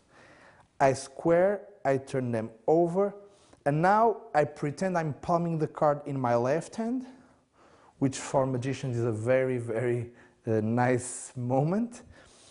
And now, with the double in my right hand, I will do an idea from Bebel, that is slapping the card in the table and with the right thumb slide it forward. So in action, this is what you get. And it's a very convincing moment that this card is a single card. So now again, a very funny moment for magicians. I do the transfer, okay? For real audiences, they are really trying to look if I'm hiding anything in my hands. So it's very nice to be clear about this. I place my hand on top, I slide the cards so that they see 2 here, and then I raise my hand and I show the 3rd card, okay? And I can turn this card over and show that actually is the king of spades, as I stated before, okay? And now I turn it over, I pick up double, and I say, and the last one, I cannot do. You know why? I square everything, I turn it over, and I do an Emsley count to show that I have, in fact, 4 aces. Okay? After the M select out, I don't like to stay with the cards squared here, so I take the first in my right hand, again the second in my right hand, and as I spread the third, I will show up a king, but I turn my hand showing 4 cards. I turn them back, squaring and place it on top. So it's a very, very kind of fair display. Okay? Now I have the cards in my left, but I use my left hand to pick up the deck and transfer to my right hand, and as I do it, watch what is happening. I'm grabbing the deck, I'm turning it over, I'm placing the thumb on top of the face card. Still notice that I have a little finger break between the packet and the deck, and I grab all the cards that are above the break, but I slip cut the ace of diamonds to the face of the packet. And I use the right hand to spread these cards over, so that they can see that there is no more kings in the deck. And as I'm doing that, I've just added the last ace to the packet. So now I can spread the cards and even switch them so that it becoming red, black, which is more pretty, okay? So I'm here, and as I'm showing it, I cannot spread this much because you'd see that I have 5 cards, but I spread just a little bit so I can get a break below the ace. I square the cards here, and as I'm doing it, I will palm the cards in my left hand by doing this and this, okay? So first of all, I get them side jogged, and then I palm them in my left hand. So as I say this, and I'm palming the cards, you can see this is the open view, I'm palming the cards, I say, you know why the kings are not in the deck? Because the palm is an ancient technique. And I drop the aces, I leave my left hand in the side, and very clearly I reach to my right pocket as I take the first, and as I show. And as in the original version of Travelers from Divernon, this moment is so powerful that all the attention of the audience is in the face of this card.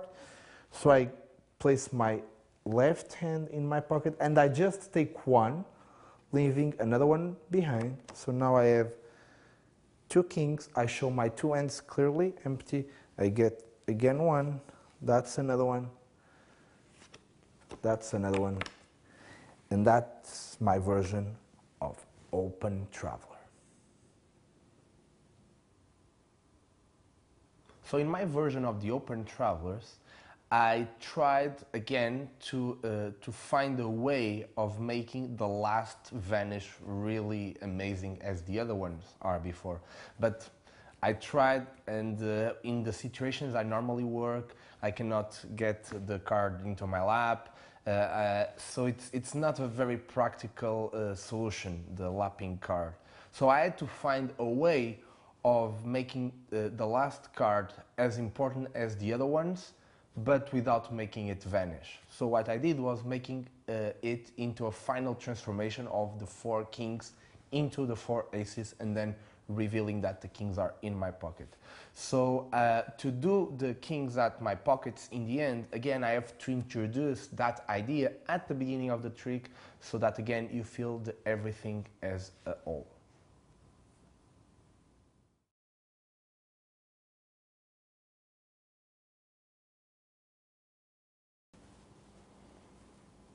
So the Ascanio spread, that's one of my favorite moves in Magic, and also one of the moves I most hate in Magic. And it's kind of funny because I think it's so clever, but I don't think it's natural. And this is what I will talk about. The Ascanio spread, so we'll have 5 cards for the explanation, and we'll show 4 black cards hiding the red one.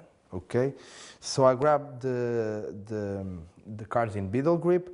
I take with my first finger, I take the bottom card. With my second finger, I take the second bottom card, and with my left thumb, I take the top card. Okay, and this is the position. But actually, the Ascanio spread was originally published and this something like this, moving the cards all along, okay?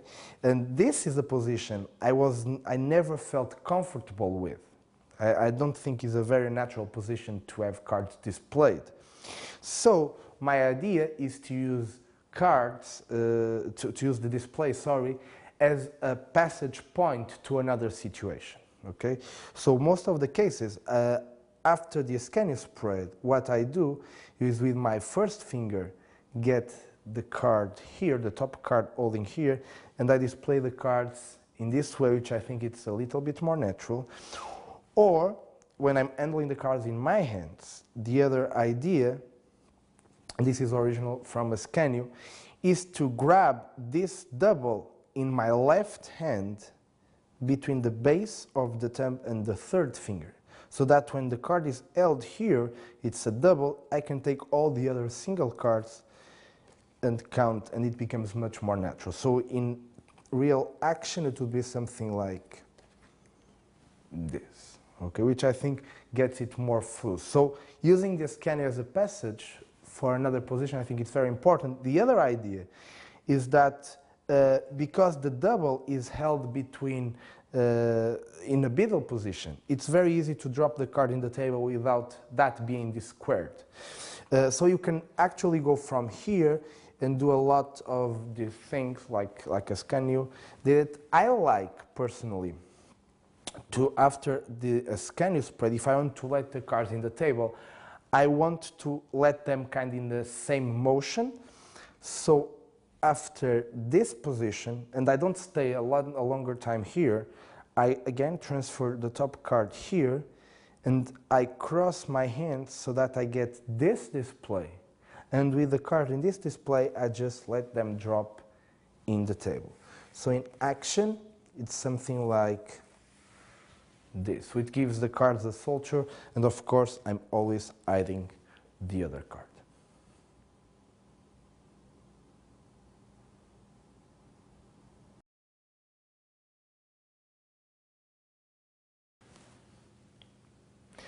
So as you can see by the live performance that we taped, I like to pack my acts with several routines that can also work individually, but also work as a collective part kind of thing.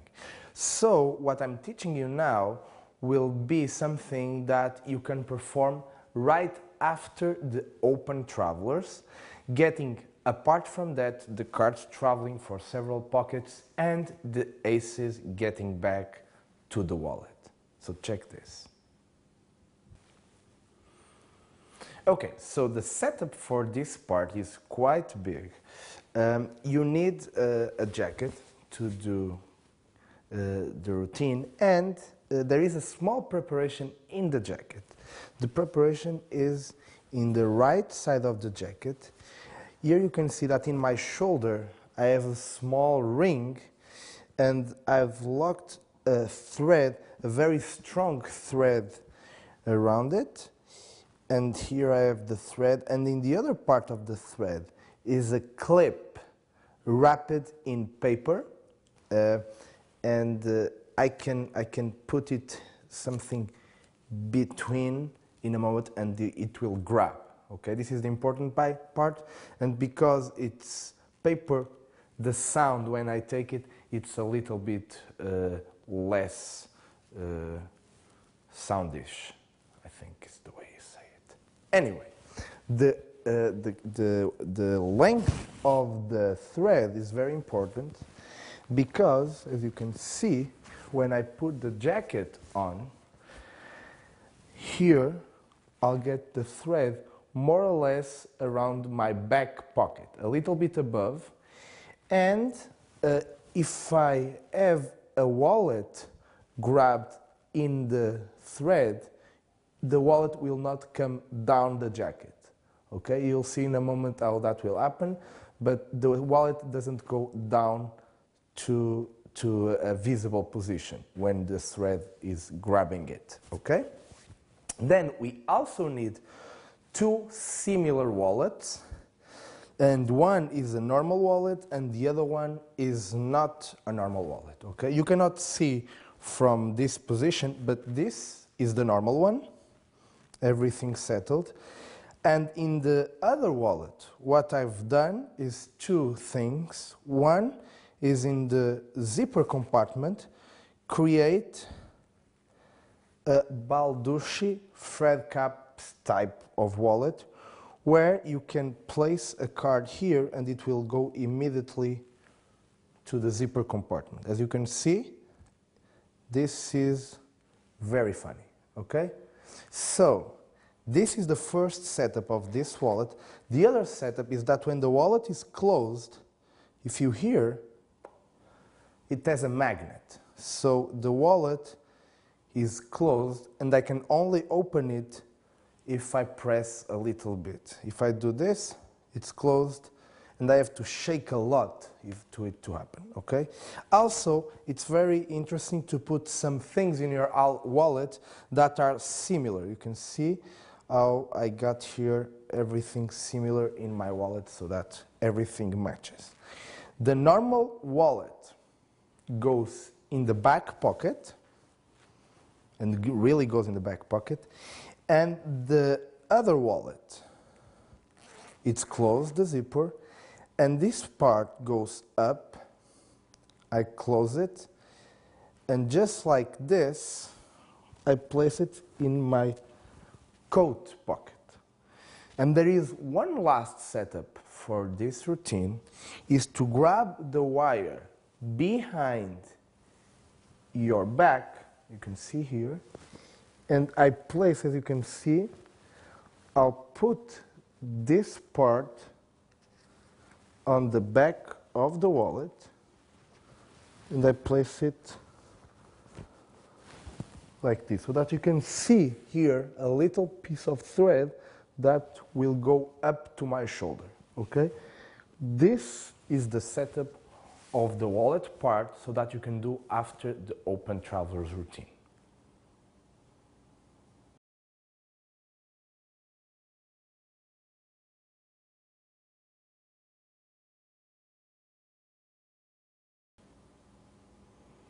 So, in order to perform this routine, normally the best thing is to start preparing the end part of the whole routine right at the beginning of the performance. So what I do, I ask someone to select 4 cards.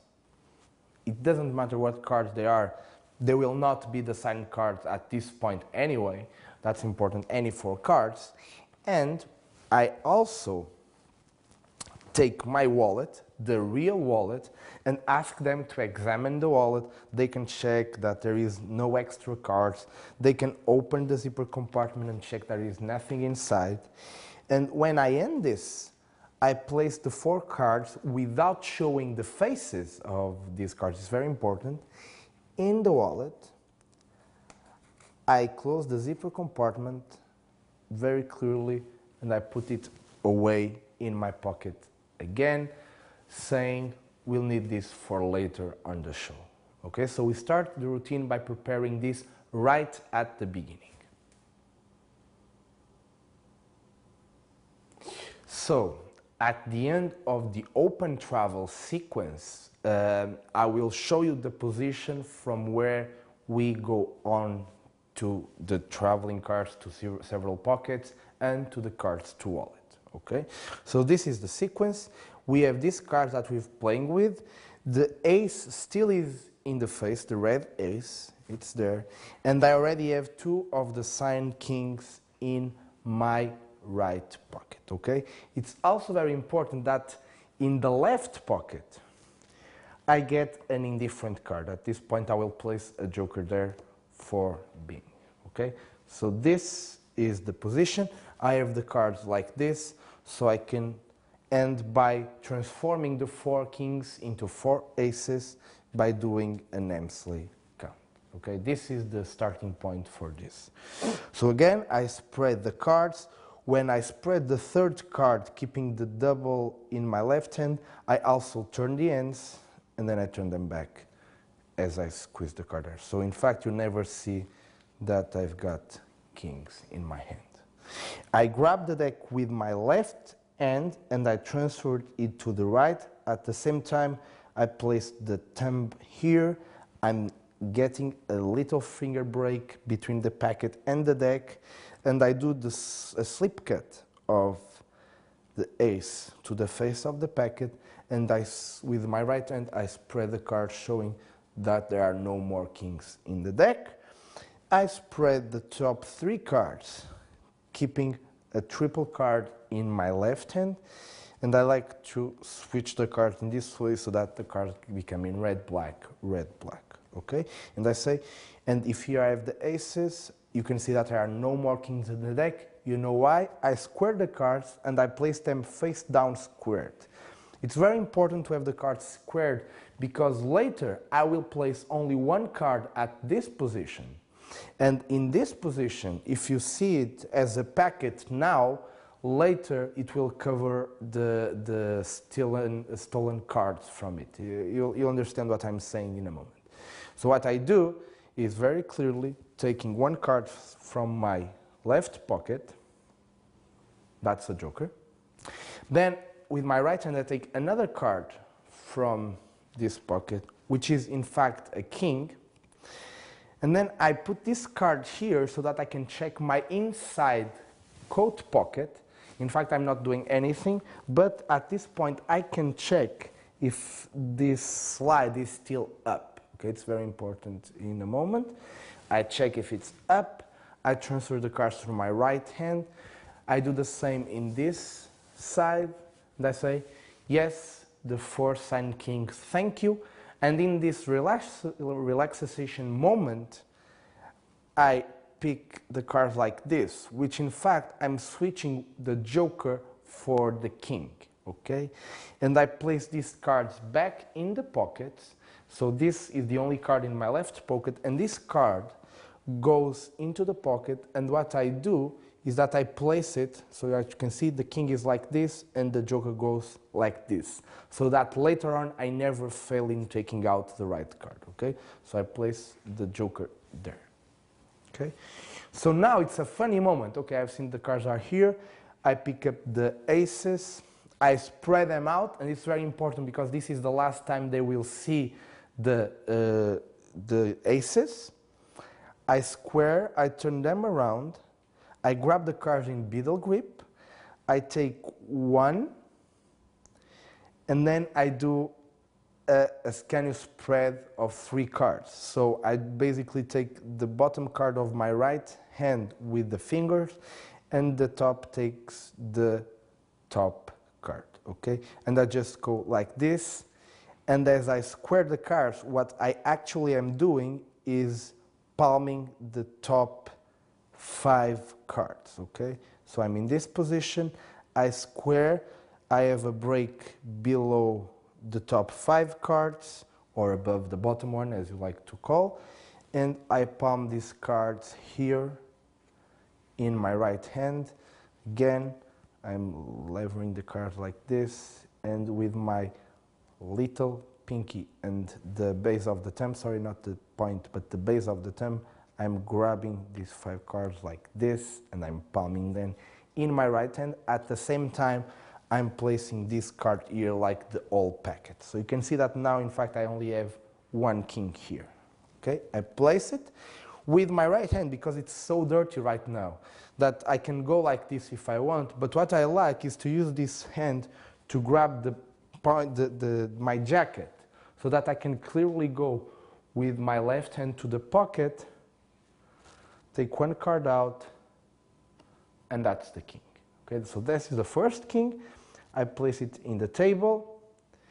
Now I grab the jacket with my left hand, and with my right hand having all the cards. What I'm doing inside the jacket as I go to grab the next card, this is what is happening. I go with my hand like this.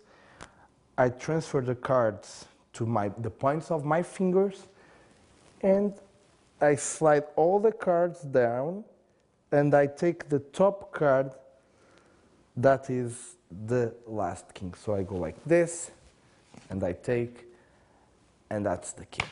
Okay? So this is the second king. Now very clearly I go to my right outside pocket, and I know what card I have to grab. It's the outside card. I grab it, I turn. That's the third king, and in a very clearly way, I go to this pocket, and I pretend I'm trying to get the last card. Of course, I don't have any card here, so I go like a little mistake. And I have to get time here for what is about to come. Go like. Let's do even better, okay? And now, what I'm doing is showing that I have a king here. Of course, if I turn the card like this, they will suspect that I always had one card here, and I'm just turning. So I have to sell this moment, and for that, I grab the cards in middle grip, so that it seems that it's still a packet. I put my second finger below and my thumb on top. I twist this card. Now I show that I have only one card, so that's the first effect. I had 4 cards, and now I only have 1. And now I turn, and that's the last king. So now I've got all the kings here. And now I have to, as you can see, slide this down, take it out, and let it drop to my back. But if I do it without any meaning, it would be very strange. So what I do at this point is saying, and now one question is bumping in your heads like a giant mosquito. Where are the aces? Well, the palm is an ancient technique that allows us to, and as I'm doing it, I'm trying them to think that the aces are again in my pockets. So I go very close to the first one, and I kind of don't find it. I go inside, and as I'm going inside, what I'm doing is this, taking it out and dropping it, okay? Normally, you can see that it will go like this, and it will stay pressed against my body, but when I drop the jacket, it already dropped, and as you can see, it's already in my right side, right above my back pocket, okay? So I do this, then I go to my other pockets, always in a very clear manner, so you don't think I'm hiding cards, I'm transfer anything. I'm just like this, and then all I have to do is to sell the effect. And I ask them that this is, I don't even know how this is possible. And in the moment, I'm taking the wallet from my pocket. I cannot show it because you'd see it, but I mime it. And the way I'm miming it, now I'll do the exposed view. I go here, I go down, I grab the wallet, I pretend I'm going down inside the pocket. As I'm doing it, in fact, I'm taking it out of the clip, and I pretend I'm taking it out as I can with the wallet. So the image you get is this, which from the front is actually what would happen if I had taken the wallet from my back. So now all I have to do is to open the wallet. And it's a very strong moment because they've examined the wallet before, they've placed the 4 cards there before. So all I have to do is to take the cards from the wallet and reveal them. Of course, it's very important to understand that at this point, if I take all the 4 cards and I show the 4 aces, you will lose the image of the cards being inside of the zipper compartment. So what I do is I will take one by one the cards, you can see it here, one by one the cards, and I will leave the last card here.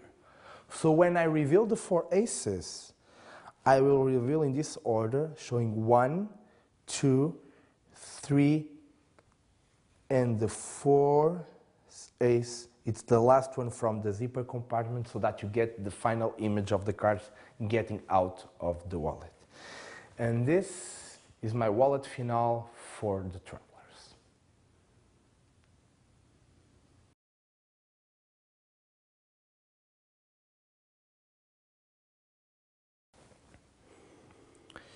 So for attaching the string at the jacket, what we need is a little ring that we sew or something like, I don't know, costure or whatever.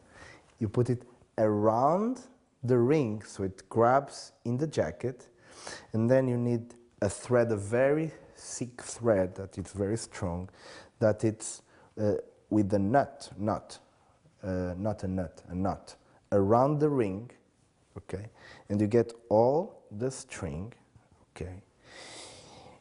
And in the end of the string, you place a paper clip, okay? But the way you put the paper clip, as you can see, is that we've managed to wrap the paper clip around the thread, and around the paper clip, around each one of the two areas of the paper clip, I've added paper, okay? Paper around one part and paper around the other one, so that with sticky tape, how do you call this thing, sticky tape, we put around the paper of one side and around the other one.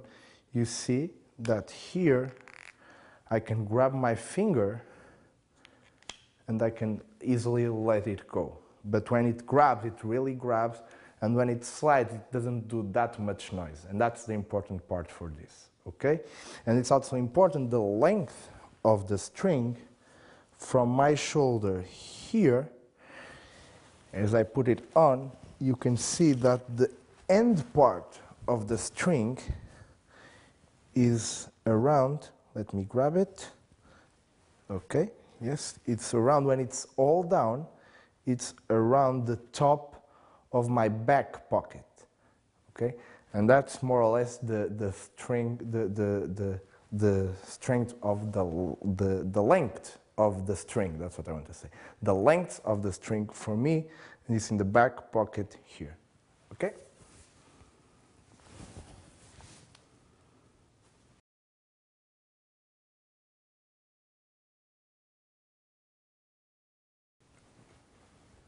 Okay, so the wallet, the preparation in the wallet, it's like this. We need a wallet with a zipper compartment, and we need a slide, and we need some magnets. I'll explain that in a moment. For now, the slide is just something that has two parts and is attached at the top, like this, okay?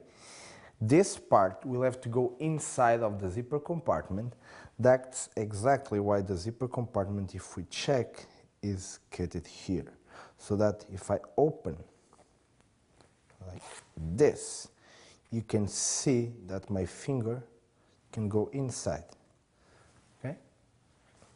So when I place the slide inside the wallet, what is happening is that the back part of the slide goes to the money side of the wallet, and the other part goes, let me try to get it here, goes inside of the compartment. So if we open it here, you can actually see the slide going inside of the zipper compartment. Okay, of course, you never show this, because when you see it opening, you only see this, and then you reach for the cards inside. The other preparation in the wallet is the magnets. So in this side, we can actually see that I have some magnets glued over here, so that when it goes there, okay, you can see here are the magnets, and here I have a metal thing going on, okay, so that by doing this, the wallet is closed. Okay, and it's very important, because when the wallet drops from your top inside pocket to the back, if it opens, it can get stuck on your back. So this is a very important detail to make the wallet travel from one pocket to the other one. So my version of cards to wallets, that's something that doesn't play well on its own. That's why normally I do it by the end of the act you've just seen. I do the opening effect and I do the invisible thread routine, my version of the open travelers. They end with the cards to several pockets, and in that moment I load the cards in the wallet and then they appear at the end in the wallet. But it's very important to construct that piece of magic right at the beginning of the routine. Because if they are somewhere confused when I place the cards in the wallet, if they think it's in the middle of the routine, they will not get the same feeling of magic. So what I do is right at the beginning, right from the start, place those cards in the wallet and create this kind of strange image that later will be solved. It's kind of a piece of a puzzle that it's not in the right place, but later it fits in the right place. And that I think it's one of the things that makes the last image so impressive to the people who see it. Some thoughts about the card to wallet. I always think that if I can get to the place where the wallet is with my empty hand like this and take it out, it will make a much stronger effect as to go with the card's palm and just take them out at the moment. That's why I've developed this idea of having two wallets. One that is the first one that I show, I place the cards there, and the second one that for them it's the same wallet and I load that wallet in another place. I think that makes that the structure is much stronger, that even if you catch me with cards palmed or something, by the end you cannot explain because the loaded is done here and the cards appear in my back pocket. So that makes the structure so strong that even if the technique is not perfect, and I can tell you sometimes, because you are performing a lot, it will not be perfect. Sometimes the technique is not always perfect.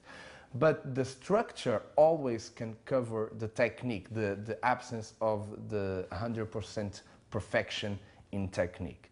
And that I think is a very nice idea to add to other routines. Have the structure be so strong that if the technique is not perfect in one of the performances, you can get away with it anyway.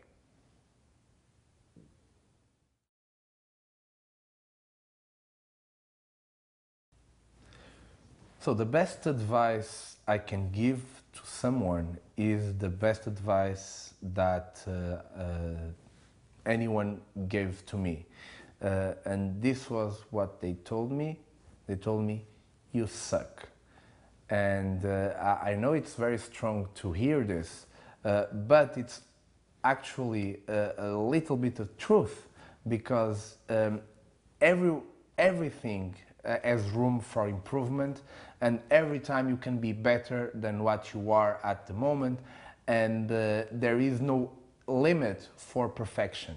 And this way of thinking allows you to go further with your magic, with your performance skills, and every time you go further, you understand how much further you can go. And that's a very important thing. If you know a little about magic, then you think that perfection is just a step away. If you know a little bit more, you know that perfection is not only one step away, it's more. And as more as you know about magic, you understand how much you have to go further to try to reach for perfection that will never come.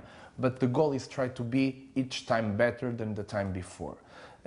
So I think that is exactly what it's the best thing I can say to anyone, is to make you go further with your magic.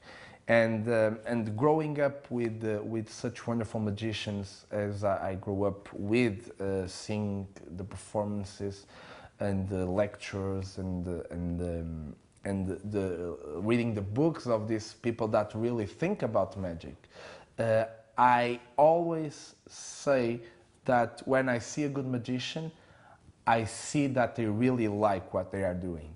And that's what I really want you to feel.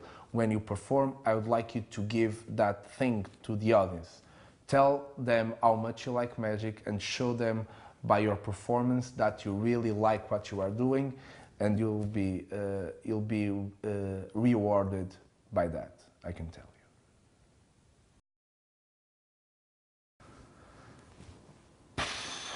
It's very hard to tell you what is still making me be part of magic, because I don't remember being outside of magic. It's very strange. I started doing magic with 4 years old because my father did magic as a hobby, and I looked at what he did to me, and I was trying to copy and trying to understand how all those things worked. And I can't even understand who am I without being in the magic field. I always think that what keeps me going forward and trying to come up with new things is also understanding a little bit more of myself as a creator and as a performer. I'm always unsatisfied with my work. I always think that it's not perfect. There is something else, that there is something more. And sometimes the way to do it is to just stop looking at a trick or at a routine for a few months, and when I go back, I get new information, new ideas, and I pick that routine and I try to rework it to see how it goes. So I have some routines that have been stopped in my desktop for more than 3 or 4 years, because I don't know how to solve them, but probably one day I will pick that up with another way of looking at the problem and solve it in a way that at this point I'm not sure what it will be. What for me it's very important as a magician is try to understand magic as an art and try to pass that message to the people who see magic. That's one of the things I'm more into, and that's one of probably my goals in the future, is trying to make people understand the complexity of magic behind the curtains without knowing the secret. And that is not a very easy task to do, but it's something that probably it's my goal for the next few years.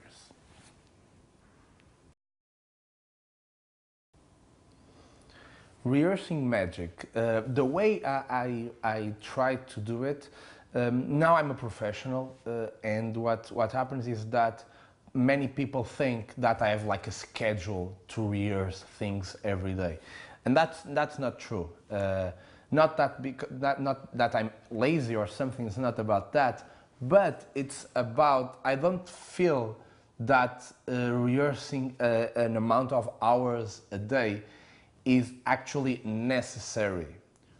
What I mean is that when I was younger, when I was like 12, 13, 14, 15, 16, I was so addicted to magic that after classes, I went home, I grabbed the book and I read it, and I was practicing, and I was practicing like 6-7 hours a day, even with studies between it.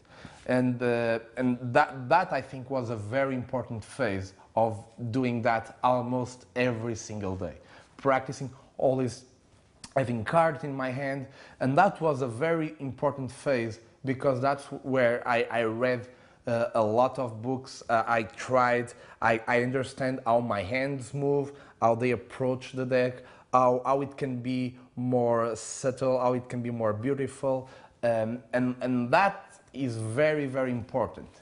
At this point, I prefer to rehearse. Some days I will rehearse probably all day long. I wake up with my pajamas. I stay all day in pajamas with the cards in my hand.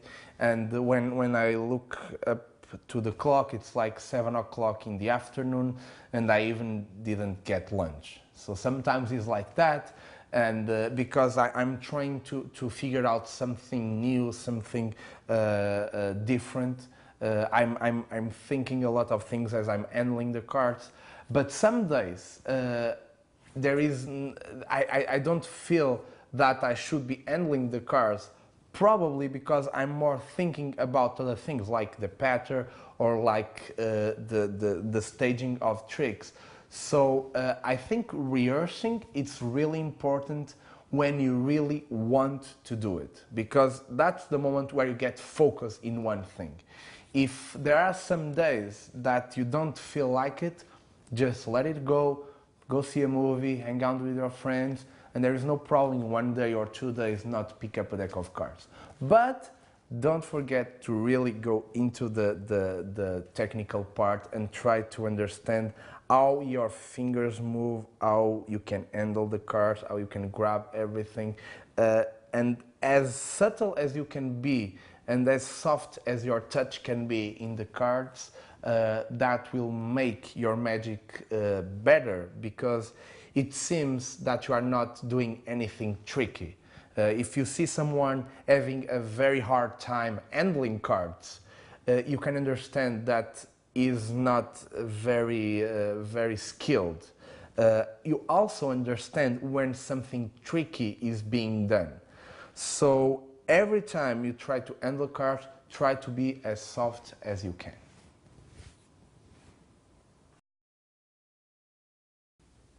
It's kind of hard to try to explain how you can put some tricks into a kind of an act or a small routine with several different effects.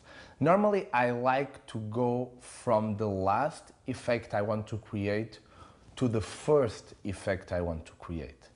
When the routine actually started from not the wallet part, but from the open travelers. Okay, that was the starting point for the routine. I had the open travelers, and I realized I could have cards travel to my pockets at the end of the routine. But I didn't actually like that much having two cards come out of the same pocket. So I thought about how can I try to make the four kings get out of different pockets. And that's when it starts becoming a traveler's routine at the end of the open traveler sequence. So I was trying to get cards to different pockets, and then I realized that I could actually make the last king be a transformation of the aces into the king. So the aces could appear in some place else. My first idea was in fact having again the aces come out of different pockets, but in the structure I had so far, it was not that interesting at that point. So if they are only coming from one place, it has to be a very special place like a wallet, for example, which is very hard to get cards inside. And that's when I had the idea of having the wallet here and then getting the wallet back. That's an idea, by the way, that it's similar to something I've read in Danny Coren's book, Without Limits. It's something similar with that. The only thing I've had it was having a wallet already at the beginning. So I can show the wallet and then having the second wallet represent the first wallet at the end of the routine. So that was the starting point. Before that, and because the routine of the open travelers starts only with the kings, and if the aces at the end of the act appear in my wallet without any signature, it wouldn't be that good. So that's why I need them to sign the four aces and the four kings at the beginning, and that's when I realized I need some place where I use 8 cards to perform a trick. That's when the invisible thread routine came into the play. I realized that was the perfect beginning of all that sequence. And because it's not a very good opening trick, I need something before that. And I realized that I could do this sequence where I have the 4 kings appear and then the 4 aces. And that's a good starting point for all the rest. So if you realize it was built almost from the end of the act towards the beginning, and then I realized that even before doing the opening trick, I had to place 4 cards in my wallet, so that that small piece of the puzzle at the end gets the full circle that you feel when you see the act.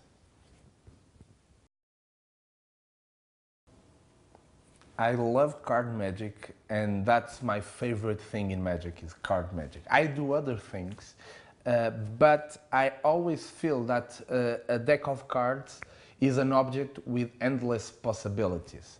And that's exactly what attracts me, is with the same object to create such a different kind of effects and a different kind of emotions in the audience.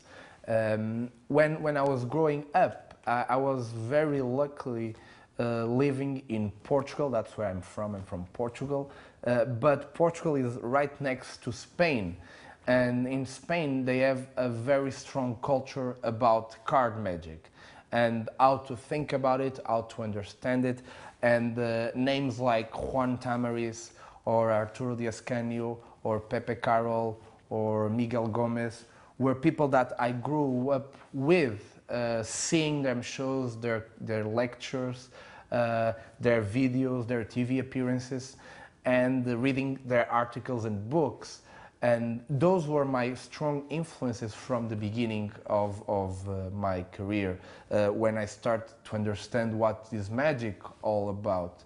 So I always advise people to go back to these books and read the classics of magic, because if they are classics, it's for some reason. There are plots that are very easily understood by the audience. What is happening, the audience can clearly understand what is happening. It's not confusing, it's just something very magical for them. The methods, it's what makes them really believe in those plots or not. And there are good methods and there are bad methods. Normally, the classics, the truly beginning of every classic is a very good method, is a very good starting point. For example, for me, my favorite card effect of all times is Travelers, where cards travels to different pockets, an original effect by Dai Vernon. The first time I saw it, I went like, wow, this is what I want to be able to do one day. I was very young, I couldn't palm cards at that point, but with that age, I've developed a Traveler's version where I didn't have to palm cards. It was very strange, but later, when I found out the original version and I could actually do it, I realized that the way Dai Vernon structured it is so important that every time I found a new approach or a new way or a new method to do it, I always keep that single thing that the original version has. And that thing is taking the cards from the pocket the first time without showing the faces, because that creates the perfect misdirection to palm the cards and to place them in the pockets. This is the way it's approachable. So the first card, it's without the end very clean. You take it out, you show the back, they think you are going to reveal the card, and then you place it back. So all the focus is here. So when this hand approaches the other pocket, it can be loaded with cards in the hand. Okay? Now I let it go, I show the back, and I place it again. And then I can pretend that the other two are already in the top inside pockets. Then, when I'm actually showing the faces, I take the card from here, I turn it around, I show that this card has a signature, all the attention is here. So when my left hand moves to the pocket, it can be again with a palmed card, because the attention is always in the other point. Here is in the signature, and in the first phase is in the not revealing the card. And creating that little mystery before revealing it makes that effect at the end is much stronger.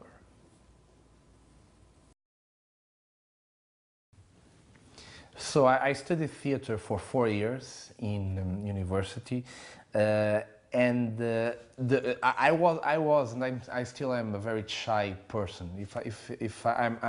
If you are not my friend, or if I don't know you that well, I'm kind of reserved, and I don't talk a lot. But what theater gave me was the guts to be in front of an audience and to perform. I always had that, but I never quite felt comfortable with it. And studying theater allowed me to be on a stage without magic. And that's a very important thing, because normally magicians always focus on the tricks. And without the tricks, if you take the tricks out, they don't actually know how to be on a stage or how to perform. And theater gave me that, gave me the absence of magic. And that was a great gift, to be on a stage just talking and try to be interesting for an audience. And also I've developed skills while I was studying theater, like voice control, understanding movements, understanding how the way we look at things can direct the spectator's attention, and studying the inner monologue of a text also is very important. So I always say this, if you have time, you don't need to spend 4 years in an university degree kind of studies, but if you have time and you'd like to learn some tools about theater, I'm sure it will definitely help you in your magic performance.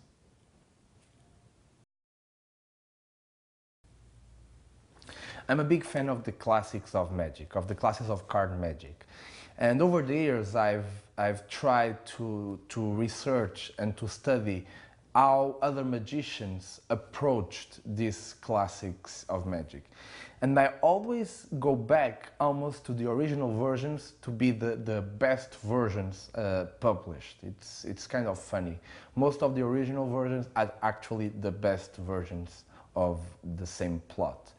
But I think it's kind of hard to do another magician's trick, for me at least. I don't actually like to do a trick the way I read it or the way I learn it.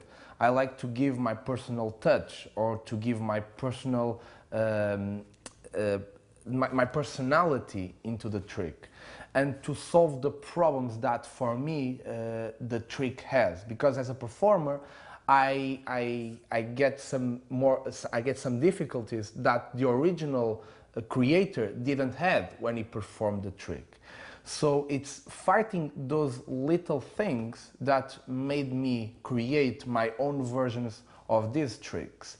For example, in the Open Travelers, for me, I was never comfortable with making the last card vanish from the top of the deck, for example, or with lapping. Those are things that for me don't suit my personality. So instead of making the last card vanish, I transform it and add it to a 4 cards transformation.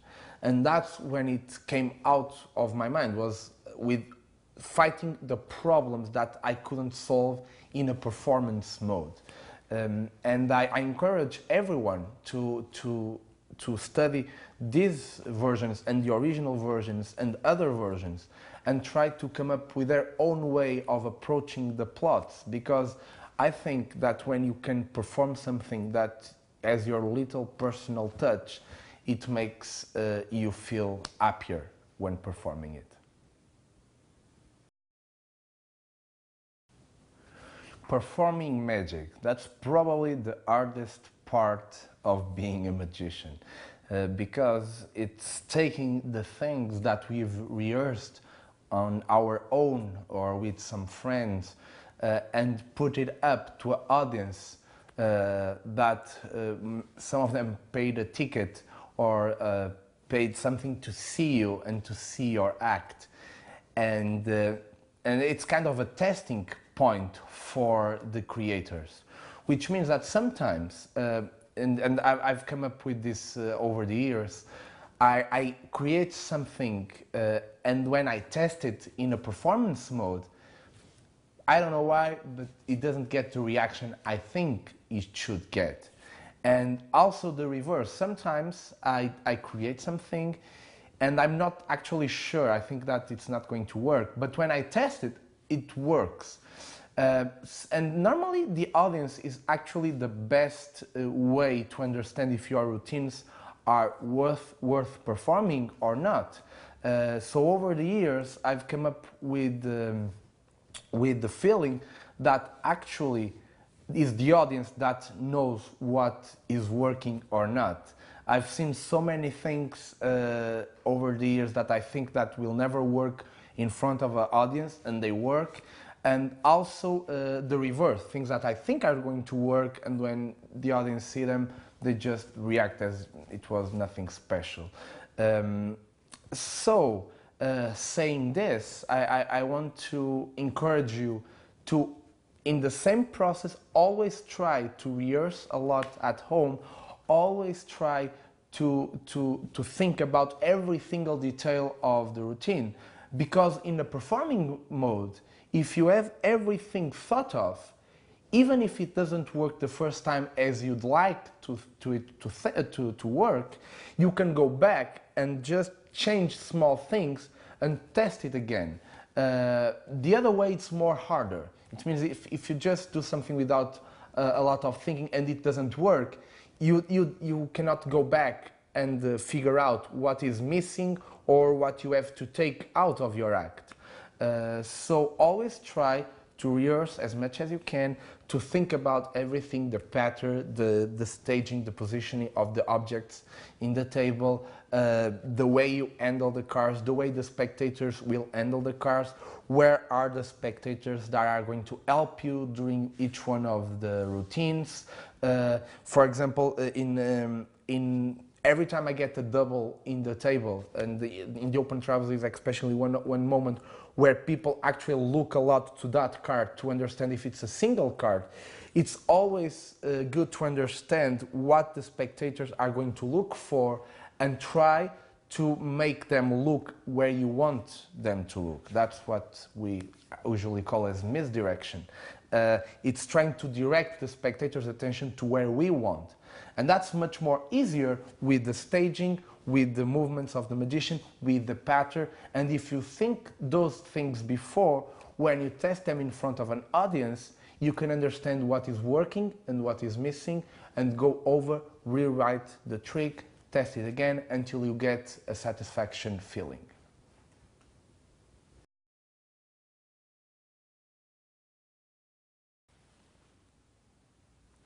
So let's do something very quick with the 4 jokers. I'll place the 4 jokers like this, and you can see that if I turn the jokers, you can see the jokers being turned face down. Like if I turn one joker face up, you could see the joker being turned over, or if I turn all the packet, you can feel this. But the jokers have the ability to, without, you see, turn face down. Watch very clearly. Yes, now I have 2. So now we have 2 gone and 2 to go. Watch very clearly. And yes, now we have 3 face down cards. I just need the last joker. Of course, if the joker is on bottom, you could see it. So let's put it in the middle and watch as now all the jokers turn face down. Of course, I just have to turn one joker over, and now all the jokers would be face up. And that is quite amazing.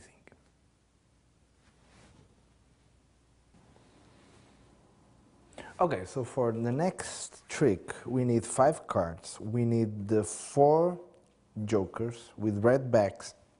They have to be similar. They cannot be joker and extra joker. They have to be all similar. And the other card is a double-backed card. Okay? Yes, I know. Double-backed. Anyway, I'll place the cards in this position, and I start by spreading the top 3 jokers, and this card stays, the double card stays in the left hand. It's always held between the base of the thumb and the second finger. As you can see the cards here as I spread very clearly. Then I take the first card and I count one by one the other ones on top, and when it gets to the double, I place the double over there. Okay, I square everything and I turn it face down. So now, if you see, the cards are in this position. Okay. Before I start the trick, I like to show them what would really happen or what they should see if I was doing it for real and not with magic. So I turn the first card, the top card, I turn it face up so that they can see, that they would realize the movement. And when I turn it back again, I buckle, and in fact I'm turning 4 cards as one like this. So this would be the position you are now at, or from the other side, this is the position, okay? So now here I showed with one card, and now I show with all the packet, and they tell me that they can see that the cards are turning over. So now I start the twisting part, and the first sequence is an Emsley count. So I do an Emsley count showing that one of the jokers is already face down. Then I do a second Emsley count showing that the jokers, 2 of them are already face down. I spread the top 3 cards, and I can actually show them this situation where I have the 2 jokers face up and 2 jokers face down, but you can see all the 4 cards. The double is still old in my left hand. Okay? I square the cards in the same position, and now I do a similar count to the Emsley count, but I'm taking the first one with the left thumb. I'm actually taking the second one with my left hand without switching anything. Now my right thumb pushes a double and counts that on top of everything. And now the last card, the single card, goes on top. So now they have seen 3 jokers face down. Okay?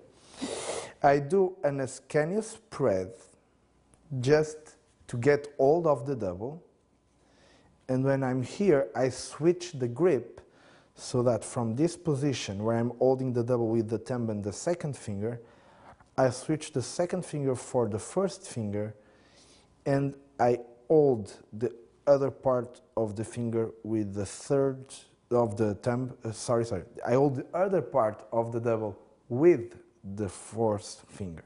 So I can spread it like this, and you get the feeling of only 4 cards, okay?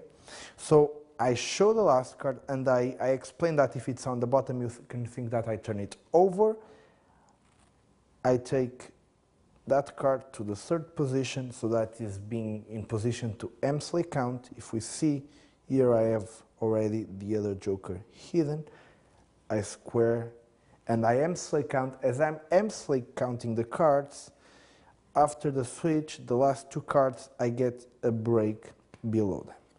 Okay? So now I've just shown all the cards face down, and I say, and if I turn one of the cards face up, and in fact I'm taking a double with my right hand, all the cards above the break, in fact, double, I turn it over, and now it's a question of rhythm. It's turning and doing an Ascanio spread at the same time. So that's what gets the moment of magic. I do the Ascanio spread, I grab the double between the thumb and my 3rd finger, so I can take all the other cards and spread them in a very, very fair way, and I can show the cards in both ways. So in rhythm, the last part is the 4 cards face down. Of course, if I turn one card face up, all the jokers are face up. And that's quite a very beautiful moment of magic.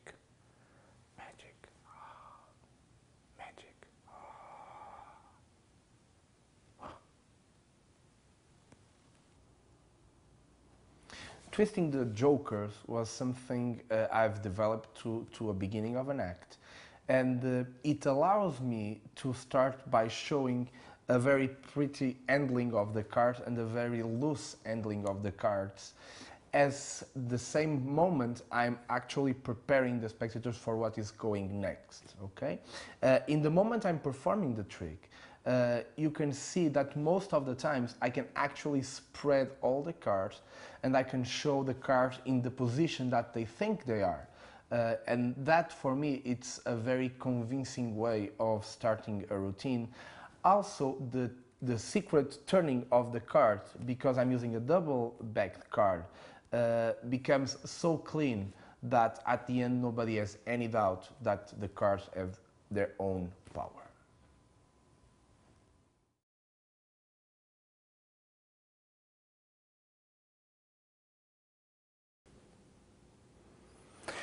So, the Emslie count. I've always liked the Emslie count, the concept, but over the years I've seen a lot of performers doing the Emslie count some guys do it well, some guys do it not that well. And what I've come up over the years is just two details that I think really enhance the counting of the cards and the clearness of this false count. So I'll use these cards for the explanation. I'm trying to show 4 black cards, only having 3 in fact. There is one card that we have to hide. And this card, if I can only show 3 cards at a time, I will try to show 3 cards at the same time as much as I can, okay? So the first detail is this. I take the first one and I take the double with my right thumb. I push the double, and when I'm grabbing it, if I grab this card right now under these cards in the right hand, you'd see it travel. So for a brief moment, you see that after here, the cards have to squeeze back so that you don't see the card being transferred to the bottom as I take the second card, which in fact is the double. And after this, I go like this so that you can still see 3 cards again, and I take this and this. So the optical illusion that you get, it's a kind of an optical illusion, it's that you have seen a lot of cards at the same time. And it's much better than, for example, when I see many people do it, they do like this, which much closer. It seems that you've seen few cards each time. But with this idea, it really seems that you have seen more cards each time you perform. Then the second detail has to do with taking the double in the left hand.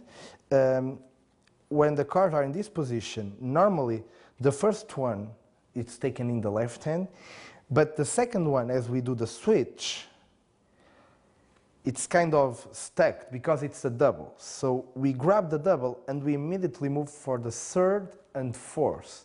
But the finger, the thumb, is kind of grabbing the double. So my detail for doing it is striking the thumb like this, doing the switch and striking the thumb in the same way I did before. Notice that actually the double is held in the left hand. The thumb is not doing anything, it's just mimicking the action of striking the card. And then I do the same with the third and I do the same with the fourth. So with that idea in mind, it seems much more natural and much more fluid. When you try it the first times, it will look a little bit awkward, but after the time it will become more natural and I think will really enhance the Emslie count.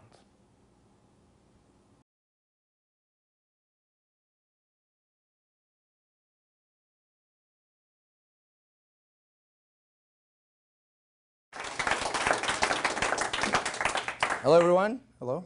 Hello, hello, hello, hello. To those who know me, my name is Helder. To those who don't know me, my name is also El. And to those who want to know me, hello, my name is Helder. And I like to start by doing the quickest trick in the world. The quickest trick in the world.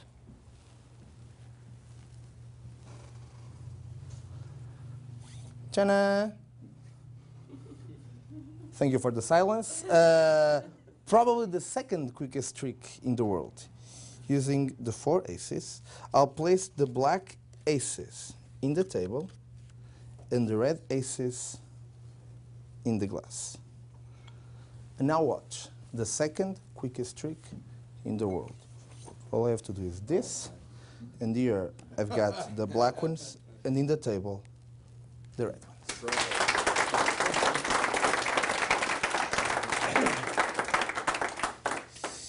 So very easy, very simple trick. How long did it take? Like less than 1 minute? Yes. The explanation will take a little longer. But before starting the explanation, I'd like to talk a bit about what I think is magic and what I'm talking in the lecture. Someone told before that something here is misspelled, but if it is, sorry for not doing it in correct English. I can do it in Portuguese. I have the Portuguese things there, but I think it's better this one. Conception of an effect, magical method. This is the name of the lecture, by the way.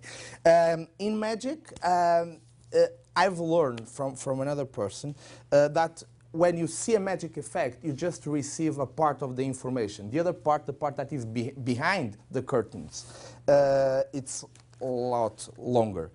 These are the different levels.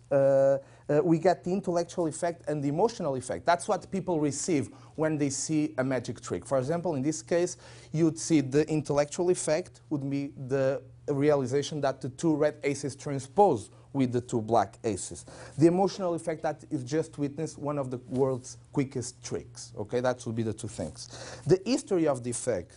This is Dr. Daly's last trick, not his technical solution, but the plot that it's known as Dr. Daly's. And there are a lot of different versions out there, so please, if you like the effect and want to do it, please search for those versions.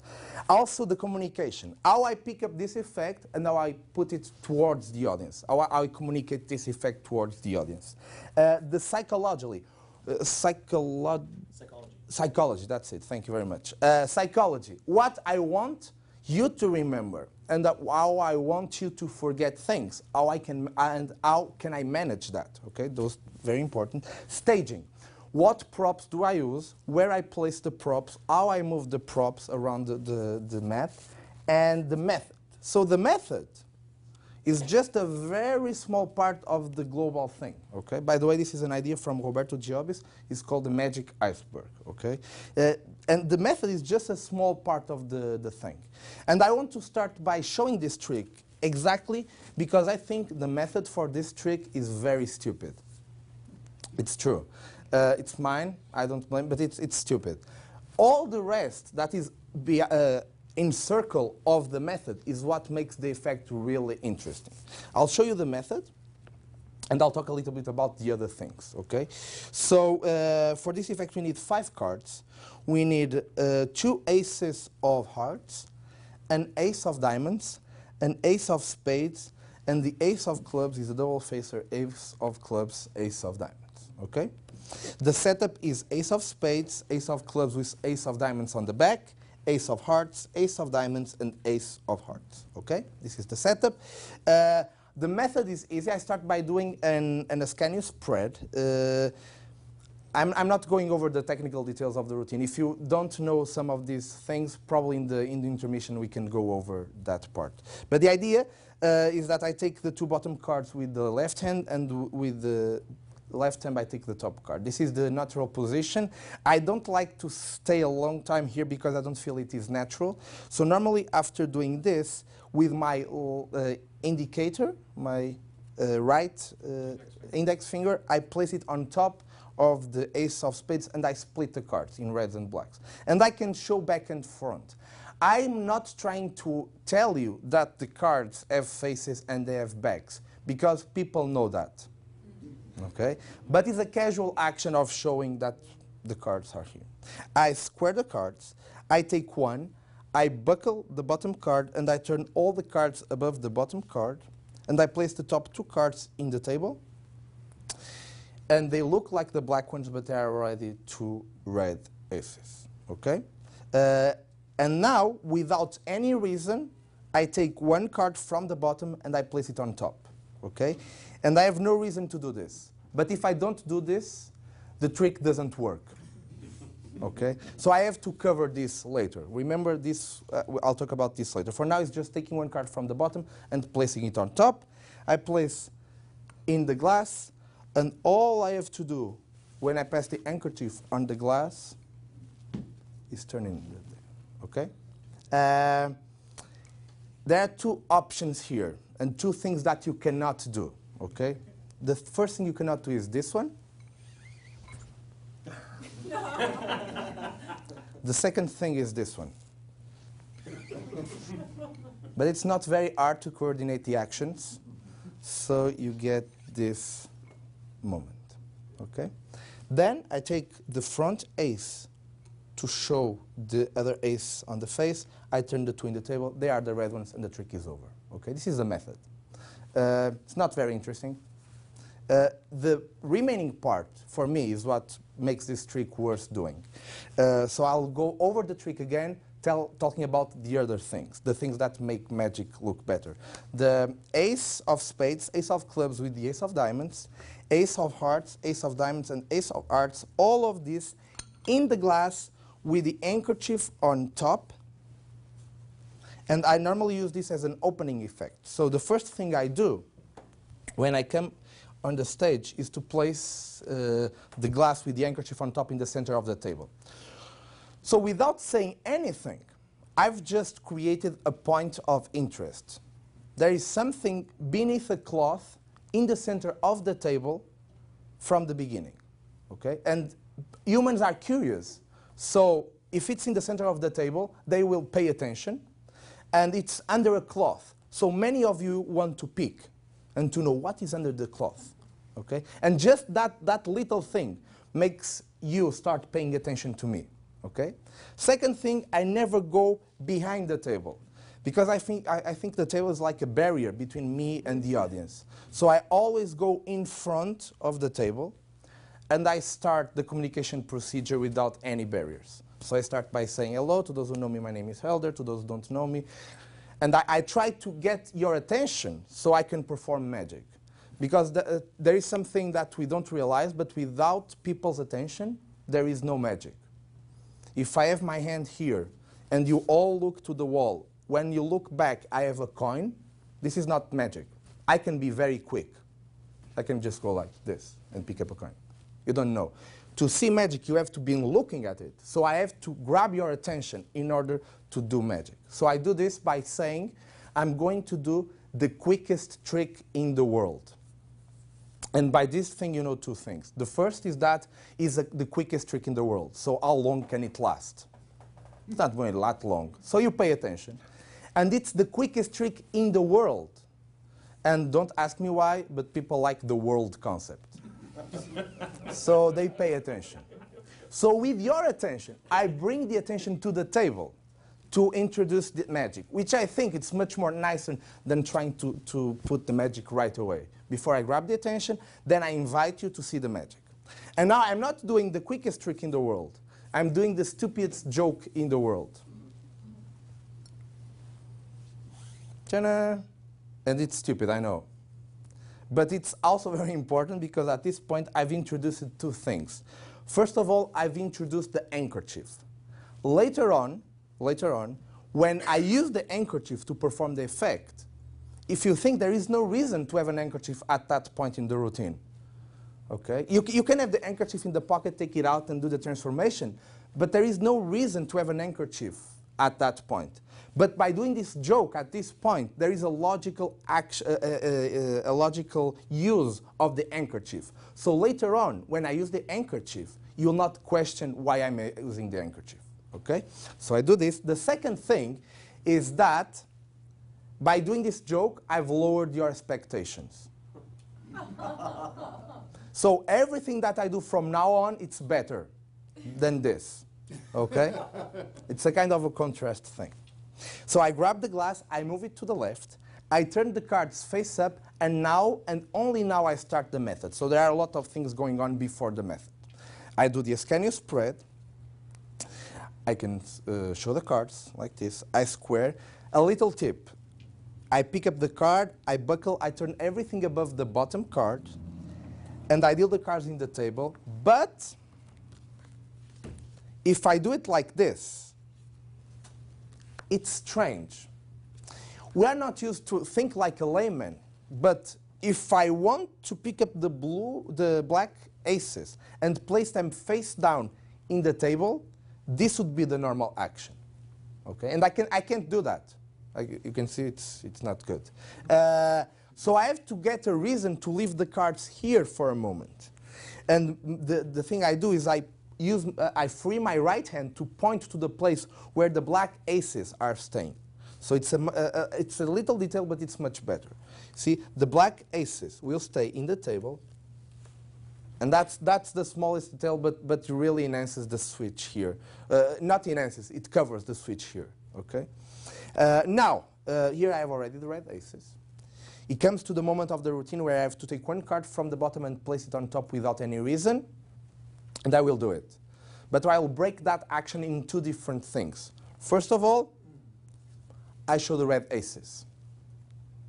Second of all, because the glass is in my left and I want to grab the glass, I'll leave the ace here to grab the glass.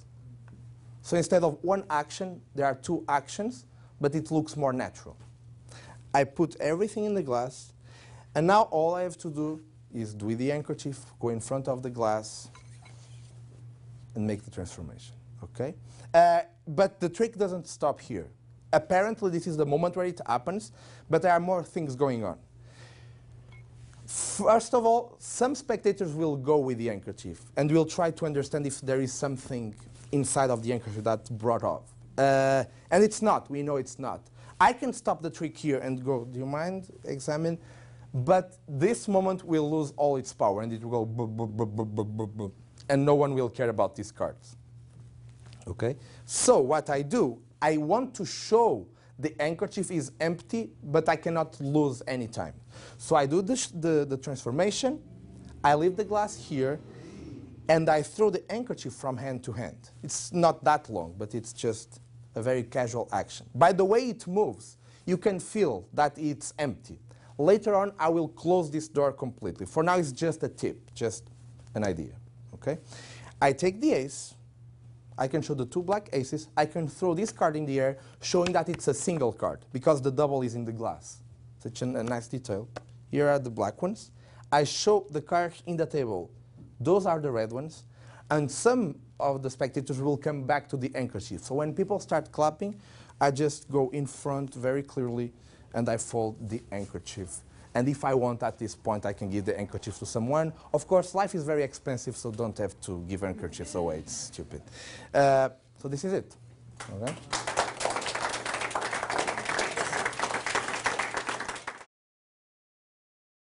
I try to not limit myself to a normal deck of cards. All my life, I've played with everything I can play with. And for me, the magic, it's really the most important part, is trying to get the magic moment and the magic feeling. Of course, when you are planning a session, it's good not to use trick cards for every single trick, so that you can end the cards, they can shuffle the cards, and you have this feeling of they touching the cards. But if you have a good way of introducing the gaffes and taking them out, for me, it's fine. For me, the method is just a small part. For me, the magic is the goal. So every time I can get a very good magical effect, if it's with the normal deck, fine. If it's with the gaffed card, it's fine for me. Okay? If they have the magic feeling at the end, that's my goal as a magician. It's very good to do tricks without gaffed cards, because you can be with the deck anywhere and just perform, and it's fine. But I've never tried to limit myself when I don't need. Practice it has to be done with an audience. You cannot practice without an audience. Or let's say you cannot totally practice without an audience. You can practice a lot of things. You can try at home. You can try to, but the final thing you need to, it's to test it with an audience. And after I've tested a lot of routines without that they go, oh, you did something there, and from that experience I've learned. So normally when I perform or I construct a routine to be performed, normally now I'm more certain what works from their point of view than 10 years ago or 15 years ago. I didn't have that kind of security. Now I have a little bit more, but even though I'm constantly surprised by the way people think. And what I always try to understand is when they tell me something, try to understand how I can break that bridge to the method. That's the idea. They have a bridge that they go to them, because lay audiences, this is like this. They catch 1% of the method and they think they know it all. It's absolutely like this. So you cannot let them catch 1% of the explanation, because then it's not magic, it's just a trick. That's not as impressive as it would be in another situation.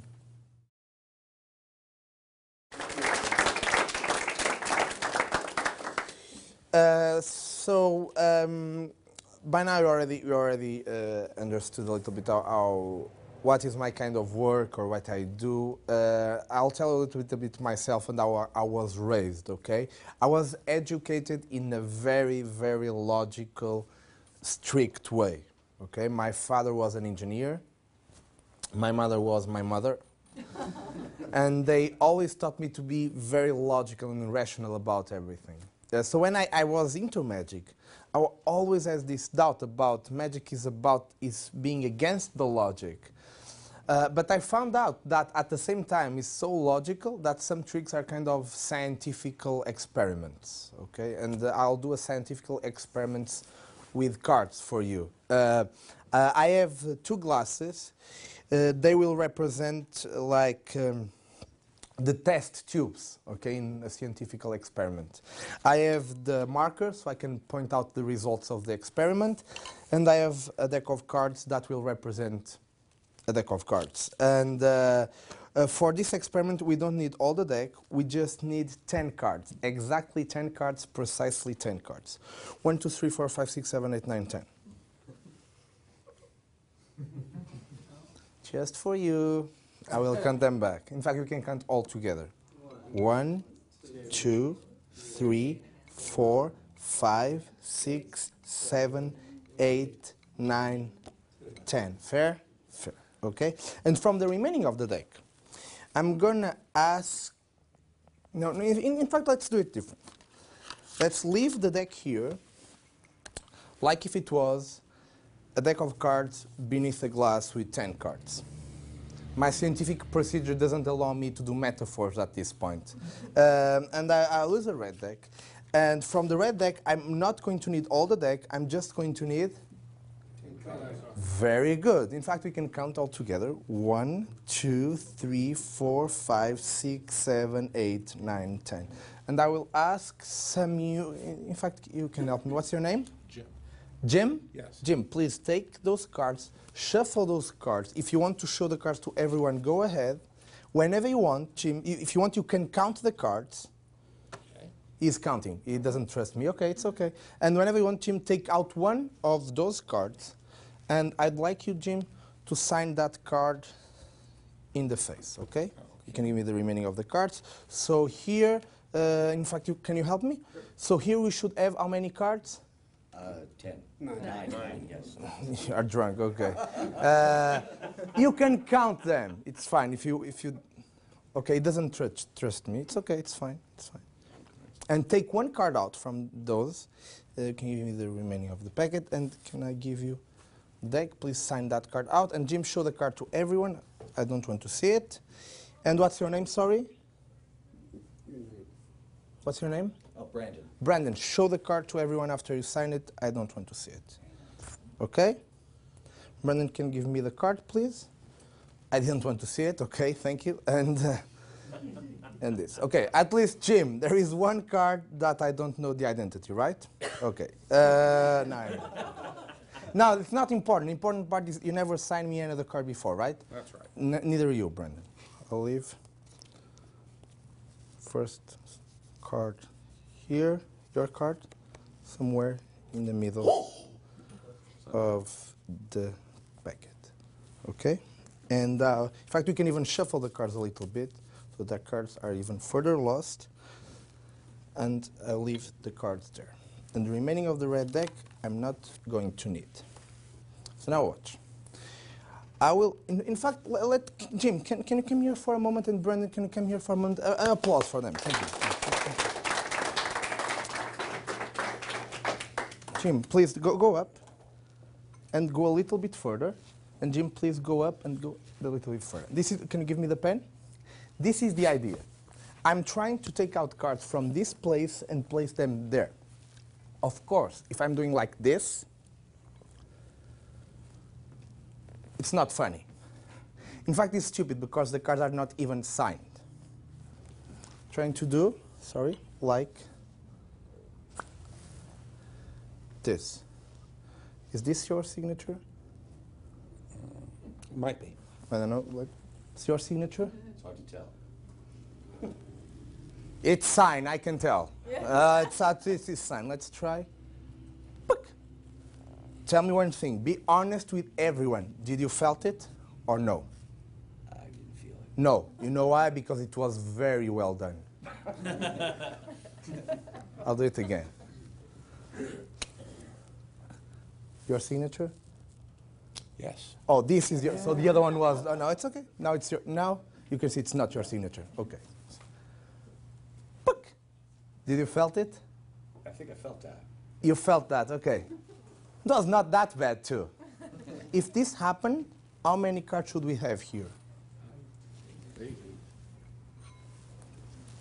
1, 2, 3, 4, 5, 6, 7, 8 cards. Is any of these your card? Nope. No.